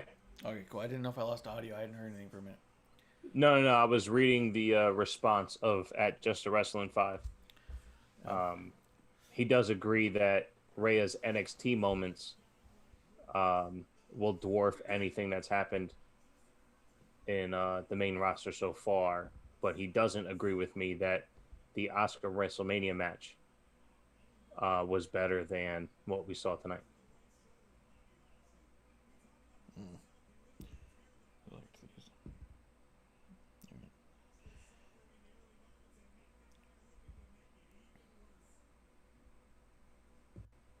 I tell you, and he is one follow that if you ever get into a conversation, it stays a conversation. It never turns into an argument. And Yeah. I respect the shit out of that, especially on Twitter, of course. Yeah, he's a good dude. Me and him Yeah. had a good couple talks. Where you going? It's refreshing. Nice. Yeah. And he gets a kick out of some of the stuff I do, which I appreciate. Yeah. Yeah, if there's ever like a disagreement, he's like, dude, you're fucking crazy. Yeah, I think he also picks up on sarcasm better than some. Yes. Or most, I would 1,000%. say. 'Cause sometimes I'll say 1,000%. something and he'll laugh on Yeah. it. Was it Justin 5 or some shit? Oh. Just a wrestling 5. Oh, just a wrestling 5 or whatever? Yeah. Yeah. Because there was once where he's all like, has there ever been a 2-time NXT champion? And I sent that picture of Vince McMahon walking out Charlotte and putting his hand up on her. And he just started laughing. I'm like, Charlotte Flair. Yeah, that's definitely his speed. Ooh. Go. Come on, buddy. What's he doing? Oh.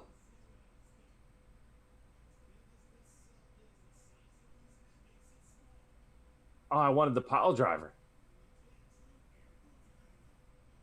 Oh.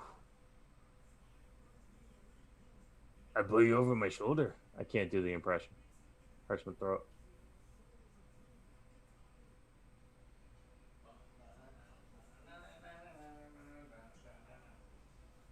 That was an Irish curse backbreaker, wasn't it? I put it back. He climbed Or out white real noise. quick and went right up into my neck. I was like, Oh. whew, here we go. Someone's like, it's bad. I truly don't care who wins here. I'm spending more time looking at Twitter. Let's see. Don't forget, we gotta do it. Let's see. Kuro saying he needs to point something out. Allegiant Stadium aligns with the Center of Disease Control and Prevention, CDC. And state of Nevada, for all COVID-19 protocols, CDC has issued updated guidance that individuals who are fully vaccinated against COVID no longer need to wear masks or practice social distancing indoors or outdoors. Guests who have not been fully vaccinated must wear masks inside Legion Stadium. The state of Nevada and CDC do not currently require proof of vaccination to attend events. They don't require proof, so if I'm not vaccinated, I'm just going to show up without a mask. Right. So Yeah. that's why, even though I don't have mine, I also don't trust those who don't have theirs to wear a mask. So Yeah. I wear a mask. Yeah.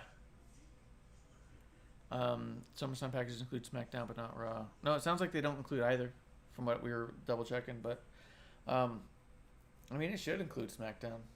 I had to buy my 2 separate tickets, but still, didn't look at the package at the time. But yeah, I mean, I'm vaccinated, but I also typically still wear a mask because I just don't trust the amount of people who are willing to lie to feel Yeah. better than others. You know, their moral obligation to lie to feel better is astounding. So I just go, all right, I'll just wear a mask and make sure everybody's okay. The day after Delaware announced that they were along that line of, if you are, and it's all, user error or, at your own discretion, because nobody needs proof. When we saw people who weren't willing to dress themselves properly, and we knew that, like, you're not going to drive yourself to a vaccine facility. Mm-hmm. Okay. You don't take the time to, like, even put a hat on if you don't feel like fucking taking a shower. Whatever it was. It was so obvious. Yeah. I was like, yeah, you're definitely not vaccinated, so I'm definitely wearing my mask around you. No, this makes sense. There's no point. No point in getting people at risk.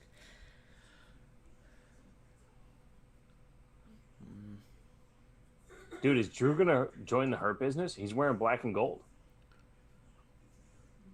Yeah, but it's like the Scottish Hurt Business.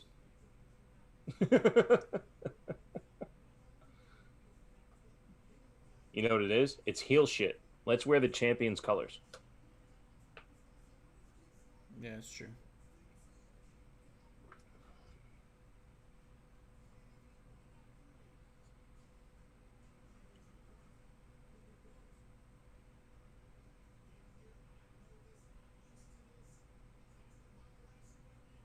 Oh, my guy.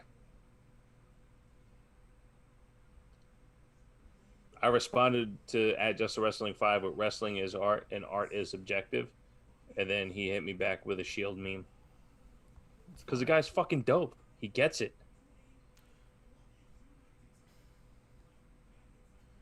Follow @JustWrestling5. I know every single person in this chat already does. So That's a good point. Good point. Let's see. Someone just bought the now to buy a plane ticket for the exact date. Kuro just got his ticket for SummerSlam. Hey, if you're out there, dude, we're gonna be there, so hit us up. We'll get a drink over at concessions real quick.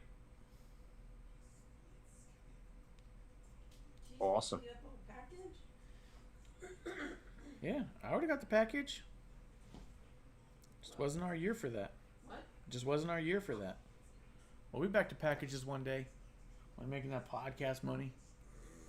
There's money Yeah. in podcasts. I've made money in podcasts. Like money, not like. Hey, Marsh, are you back? Because it's just your picture up. What do you mean? My camera's still live. I'm showing live. Am I live on the stream? Yeah, no, I'm live on the stream. I have your picture. Your graphic. So your Zoom. on ours. Zoom might have cut it. That happens sometimes. Yeah. Because if my computer overheats, then on Zoom it'll cut my graphic there. So it is me in the caricature of the champion and ref at Ref Marsh.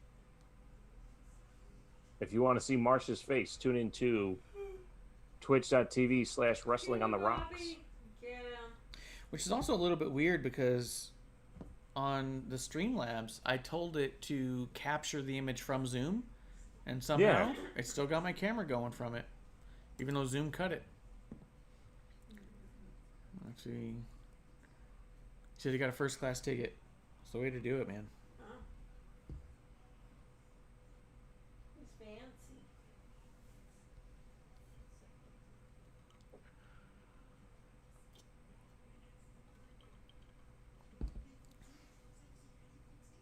Yeah, the missus and I were talking about, the travel packages and all that shit. And I think when WrestleMania is in Hollywood, Yeah, it might the be worth little it. one is going to be 8 at the time.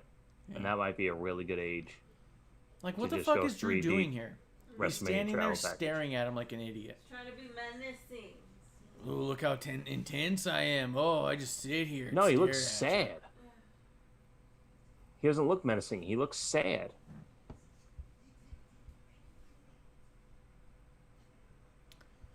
I don't get it. I don't see it. Don't like it. Who's a Drew McIntyre fan? Anyone in the chat a Drew McIntyre fan? Yeah, if you're a Drew McIntyre fan, let us know. So I know who to block. Yeah, sorry. Kiro says, it's not my money. I don't care how much I spend. Dude, give me some of your not money. Give me Right. other people's money. Buy me one of them tickets. Dude, Kuro. I'll sit right next to you, dude. TWTakes.com/TWTs. Promo code JustCuz, 90% off. That's a If good you point. have Just Cuz money, get Yeah. that fucking 90% off. Yeah, you're promo paying code 10% on JustCuz. the cheapest shit already.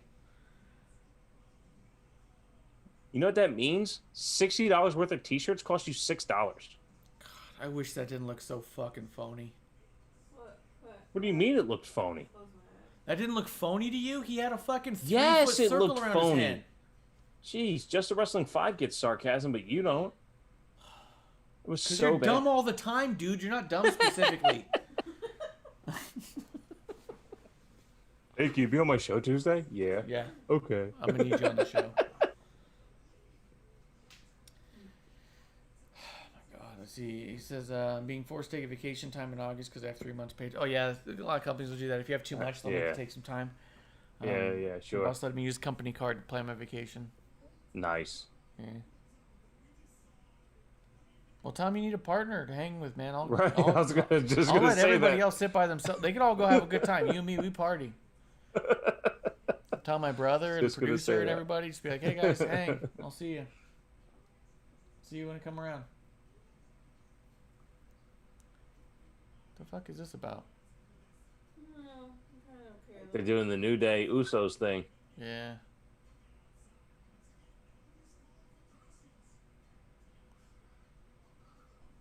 Yep, he's definitely trapped. He could never get out of that.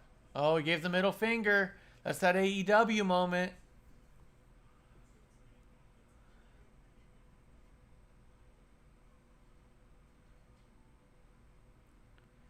He says we got to plan for a way to get that 24/7 title so I can come. That's a good point.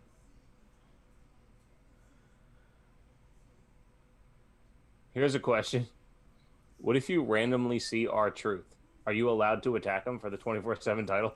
There has to be a WWE official nearby. If Oh, there's a that's ref right. near him, then you can. That's right. What if there is, but they're not wearing the ref shirt? I mean, they have you to always wear a have ref one shirt. on you. Yeah.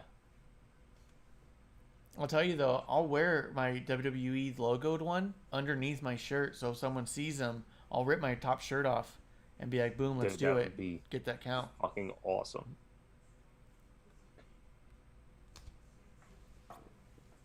The problem is, as much of a clown R-Truth is on TV, the dude is so ripped, so athletic, there's zero chance any regular person has a chance. Oh yeah, that's a good point. R-Truth is already such a badass. There's just no chance. Yeah. Kuro says a fan already did it. I know I saw a thing at like a fan who took a 24/7 title to a meet and greet. Mick Foley did it, but I didn't see about Truth and a fan. Sounds pretty cool. That's cool. Justin Time 211 says, I like Drew, but I'm over the non-stop title opportunities. Okay. Jeremy says, not me. He's a wannabe babyface, but acts like a dickhead. That's what I'm saying, Yes, sir. man.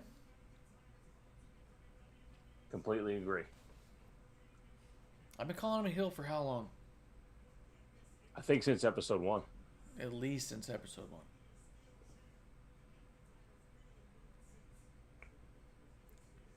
I wish Honestly- Bobby went for the pin there. It made Bobby look stupid to slam his head into a chair and then not at least even go for a pin. He just walked away and gave him, what, a minute and a half to rest while he found a stick? Yeah. My my biggest decline with Drew was when he had all the legends help him in the ambulance match. This is like, and he barely beat Randy Orton. this is not the visual I want. It's Terminator, bro. It's Terminator, but it also, I'm not gonna say. I'll text you later. But the visual Okay. of what we're seeing is, to me, pretty fucking obtrusive. For him to just be getting caned and whipped and to stand up in defiance. And you're like, yeah, because that's the white guy's thing. Fucking referee takes the fall. Drew McIntyre is impervious to pain.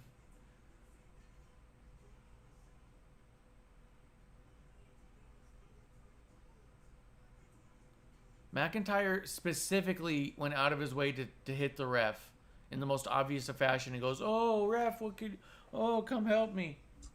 Yeah. No, fuck you, dude.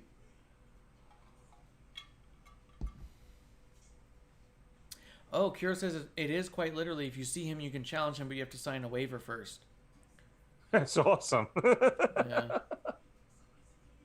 There goes surprise.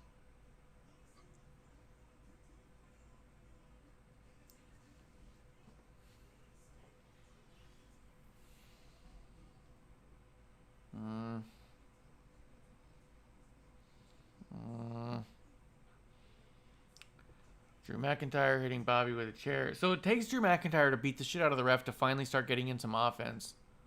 Right. Oh, now he's going to Claymore him. And oh, God. Oh, my God. Claymore. He still can't get the door unlocked, though. 1, 2. Here we go. MVP. And he hit the 3. Oh, that's what you get, Eddie. Yeah, don't be getting involved, Eddie. Jeremy says, I think Hell in a Cell needs to be put on hiatus for a couple of years. It's played out at this point and needs a break. Who said that? It's not a terrible wrestling take. Who said that? Jeremy did, Justin's brother. Jeremy? He is wrong. It is a terrible take, and I'll tell you why. Hell in a Cell isn't for you. It's not for me. It's not for the fans. It's not for the hardcore fans. Hell in a Cell is a way to bring in casual fans once a year. They remember Hell in a Cell. Oh, what's Then Hell make in a it Cell look special. like? It is special by being in a cage. It is the one time a year they guarantee a cage match. People who don't watch all the time are going to watch it because it's a cage match. Because they remember Hell in a Cell. Make the match special. Like when it was Brock and Undertaker and shit went crazy and Brock had to rip up the mat and do the F5 onto the wood. Like, make it special. But we had a lame one with the women's match. And the story in this match is the babyface being an asshole the whole time. Yeah, now he's beating up an old man. Right. Again, that's been Drew's thing since the beginning. Oh, everybody knows I respect the legends and I'm all about the legends. I show nothing but respect. Everybody knows that. But he's the first one to fucking beat the shit out of fucking Goldberg and call him an old man and say it's like beating up my dad. Beating up my dad, yep. Like, fuck off, Justin dude. in chat says the refs are idiots locking MVP in there. That's a great point. Yeah. It's a great point. He's not a member of the match or a referee. He should have never been locked in there. Yeah, they should have kept the door open.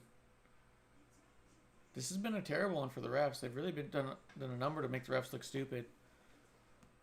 You want to say that NXT had the most AEW pay-per-view or main event. Main event, yeah. This has been the most AEW ref job. It's a great point. And even then, Drew McIntyre did the double middle finger because he did middle finger. That's what adults do. Yeah. No, that's a great point. Holding his jewels. Kuro says, for fans, it doesn't have to be a pin. It can be a coin toss, rock, paper, scissors, or anything that Truth chooses. If you challenge him, I guess. Can bring back Punjabi cool. Prison. I would actually love to see Drew McIntyre versus Jinder Mahal in a Punjabi Prison match. I would. I'd actually like to see that match. Well, I think that's part of the problem with the Bobby Lashley shit is that they did that the India Network special. I forgot what they called it. And Jinder wrestled. And then Jinder even came out with the new faction. And that was once. And it's the obvious story. It's something that people have talked about since Drew was in the main picture. Is when do we get Drew and Jinder? Yeah. So let's do that. Give us something to invest in. Yeah. Rad Gnarly coming through. Cheers to Rad. I appreciate you coming through, man. He's a good buddy from the Dork Chop chats. Nice.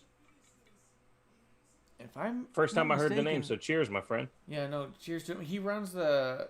God, correct me if I'm wrong. I really apologize, I am, but you're the one who runs the eFed that I like to watch from time to time, right? Like, I'll just click on a thing, and when I see it, I watch it. He runs his own. Was that Fire? He runs a federation through there, and he's got like different people he's buying. There was one time he's like, "Who should I buy?" And I was like, "Bailey." And he went through and found her in the game pre-made, and he's like, "Oh wait, she was locked into her contract. He couldn't do it." And he was like, "That'd be too much." It was just really funny, but it was neat, and I was like, "I appreciate him looking." But it's really cool and a lot of fun to watch. It made me think that I should do the same thing at some point, but my schedule was definitely not on the same grounds. Plus, he's already a pro at it. I'd be the Tony Khan to his McMahon. You know what I mean? Hysterical. Yeah, that's what it is. Fire Pro Wrestling World, he calls it. Every Thursday, he runs a promotion. It's definitely worth a watch. Sometimes I'll jump in and not jump in the chat because I'll just watch along a little bit while I'm like in bed. Sure. It's really fun, and he does the commentary for it, and it's fucking funny. But he says it's hard to look like an adult at 8 in a milk crate. I don't know. The red doesn't bother me as much as it bothers other. I do think that there's moments where it's a little annoying, but I'm not as bothered by it. You know what I mean? But I can see sometimes it doesn't take a lot. Sometimes it doesn't take a lot to draw someone out. It makes the Hell in a Cell the thing, not the match the thing. So when you say that Hell in a Cell is what the non-hardcores are going to remember, sure. They're not going to forget this red cage, but we see the red cage as a distraction. Yeah. So the match already has to overcome the cage. That's true. And for whatever reason, the red makes it look more plastic than it did when it was just silver. Yep. So it gives it this weird, like, soft look. When someone jumps into it, you're just kind of like, I don't know, it looks cushy. Yeah, that was the tweet I sent to you. Did you see that? Yeah. The red milk crate. Yeah. I was like, well, fair point. Let's see. Kiro says, police showed up to GCW and thought it was real. Well, depending on who was in the ring, it might have been. He says, I'm getting used to it, but it's a bit aggressive. I have preferred the traditional blue they used to use. Even the blue cage, the big one, looked rather soft as well. Once they went to the actual cell in silver, it just looks hard. The problem with the blue cage was that it actually was like the most awful, shitty thing to be a part of, and it was most painful. But it didn't look it. No give, yeah. Yeah, but and then they did the black version at St. Valentine's Day Massacre with Vince and Stone Cold, and then immediately retired it. Vince was like, "This is a horrible thing. How could people do this?" I like the look of the Ambrose Asylum. I didn't like how it came out all the way, but the look of it was dope. That's true, and that's what Rad Gnarly's saying too. He says it was rock solid. I just missed the color because he preferred the traditional blue, just to prefer it as opposed to red, which I could actually get on board with. If you're gonna paint it one color or another, and especially if it's, like I said, more of a nostalgic callback to the lapsed fan of, hey, watch Hell in a Cell because it's Hell in a Cell, which, by the way, works. I have a friend who's watching right now from work, only because it's Hell in a Cell. That's the only reason he's watching. And he doesn't watch outside of that, so it does work. But the idea, if you're going to go for a nostalgic thing anyways, go for that old blue. People remember the old blue cage and say, yeah, this is just the cage we use now. Like, 100%, that'd have been good. How about that? Now we're gonna hear a disheveled Drew McIntyre on Monday. What am I gonna do? I can't face Leslie no more. I'm supposed to be the champion, chosen one. Got a book. Ooh. I'm supposed to be champion. I lost. Fucking MVP did this to me. One more match, Bobby. As the resident Terminator, half robot, half shepherd, it's a pretty disenfranchising moment to not be able to go for the title. It's pretty much all I'm about and the only thing that makes me me. Without this, I'm just a man with a sword and a skirt. Not even my own sword. I'm just double fisting Vince McMahon's sword. Rad says it's almost as though he could win Money in the Bank. Oh, no. You know what I want? Fantasy bookers with their logic. No, you know what makes it better, though? fucking. I hope we get a 2-time Money in the Bank winner with Brock Lesnar. That he pulls the same shit he pulled before, comes out there partway through the match, wins it right out from Drew McIntyre's hands, and goes on to face Bobby while Drew still has to have fucking nothing. Brock in the Bank was phenomenal. So good. And the fact that they went Brock in the Bank instead of Money in the Brock. Yeah. Yeah, 100%. But Brock in the Bank was outstanding. Turned it into a radio, was fucking dancing around, doing that running man moonwalk at the same time. How? So I don't know. Yeah, he's good. It's amazing. Let's see. Kuro says it's almost though we can't because last year said he couldn't challenge for the title. That's true too. I also wonder, like, I think that actually be an interesting story point to take, right? If he tries to enter Money in the Bank, and he can't, because Bobby Lashley's still the champion. Yeah. You know, Jeremy says a roll-up win inside Hell in the Cell is so lame. I don't blame you. I don't agree with that at all. What's more wrestling than a roll-up win? Yeah, but there's brutality, and the brutality didn't cause the victory. It's Drew McIntyre. There's never a victory that's not all about Drew. Look, even it's going off screen with Drew. It's literally going off camera with Drew crying, not with Bobby celebrating. Is this about your champion or is it not? And it's not. This is Dude, I've said that since WrestleMania ended. Why is it that Bobby Lashley is not the main focal point of Raw? He never is. It's always Drew McIntyre. Yeah. Always Drew McIntyre. Yeah, 100%. Shit, man. But let's see. Guys, I do think that that's the end of our watch along here. We're going to do a recap, a rebuild. We're going to watch Raw tomorrow and see what we think about the fallout of Hell in a Cell. And we're going to talk about it on Tuesday. Me and Bishop, we're going to reunite for episode 1. Appreciate everyone coming through here. Anybody who does like watching, just in general, if you're here and you like Twitch, Rad Gnarly 42 in our chat right now. He's a good follow. He does an E-Fed on Thursdays where he plays Fire Pro Wrestling World. I think I have that right. On Thursdays, he's got a hell of a method to the way he's doing it. It's fantastic. So I highly suggest it and support it, guys. So far as us, we'll be back on Tuesday for episode 1, if I'm not mistaken. Bishop, anything you want to tell the people before we wrap this up? Yeah, man. TWTakesPodcast.com. All audio and video platforms. TWTakesPodcast.com/TWTs. Thanks to Graham over at Good Cop Bad Cop. From tonight until I show up on episode 1 Tuesday, live promo code JustCuz, 90% off anything you want at TWTakesPodcast.com/TWTs. That means if you want it in Australia, you got it.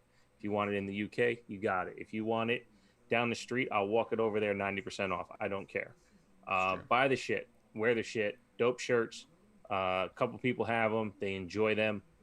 You will too, especially at 90% off. Promo code JustCuz. And you know what? You can figure out the spelling because it's 90% off. Other than that, I got nothing. I'm excited to see you on Tuesday. We haven't talked Roman Reigns Mysterio or anything else from SmackDown. So we'll get all into that on Tuesday. It's going to be fun. This was a very interesting pay-per-view, and we'll have plenty of time to chat about that on Tuesday. So thanks for the graphic tonight, as always. Thanks for the joint watch-along, as always. And I'm looking forward to episode 1 on Tuesday. Yeah, 100%, man. Me too. Guys, give our sponsors a nice little, at least go to their website and check it out. I mean, I know it's like Jim Ross's thing. It doesn't cost you anything to look, but that's the deal. New Wave Coffee, NOOWAVE.co. Go take a look, read about it, learn about it. If you decide it's something you want to try, throw in promo code CHEERS for an additional 10% off. We appreciate it. They appreciate it. And we love it. There was one other thing I was going to throw in there, and I don't remember what it was, so I think we're just going to go ahead and call last call. Guys, I was going to just say Terrible Steaks shirts. They are incredibly comfortable, just in general. Awfully smooth and soft. It's outrageous how comfortable it was. When I first got it, I was like, all right, I'll buy this guy's shirt. He's a buddy. It's cheap shirt, whatever. It's all going to be nice. As soon as I put it on, I went, oh, shit. I'm going to wear this a lot of weekends. Yeah. Oh, shit. Here we go. One more time, shout out to Rad Gnarly for coming through. I appreciate it, especially because I know his allegiances tend to sway towards a different promotion. So I really appreciate him coming through and watching along with us for a little bit, being our drinking buddy for the night.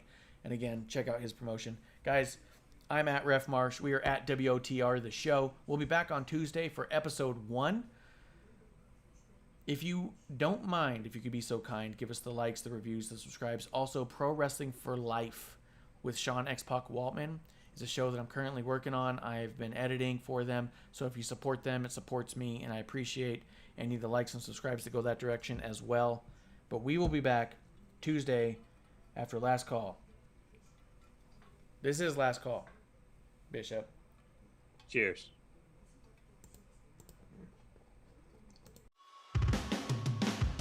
Hey, producer lady here. Thanks for tuning in. Continue to support us or buy us a drink by following and putting the I in subscribe on Twitch. Or subscribe and review our podcast on Apple Podcasts or wherever you listen to us. Cheers! I would never have a drink with wrestling on the rocks.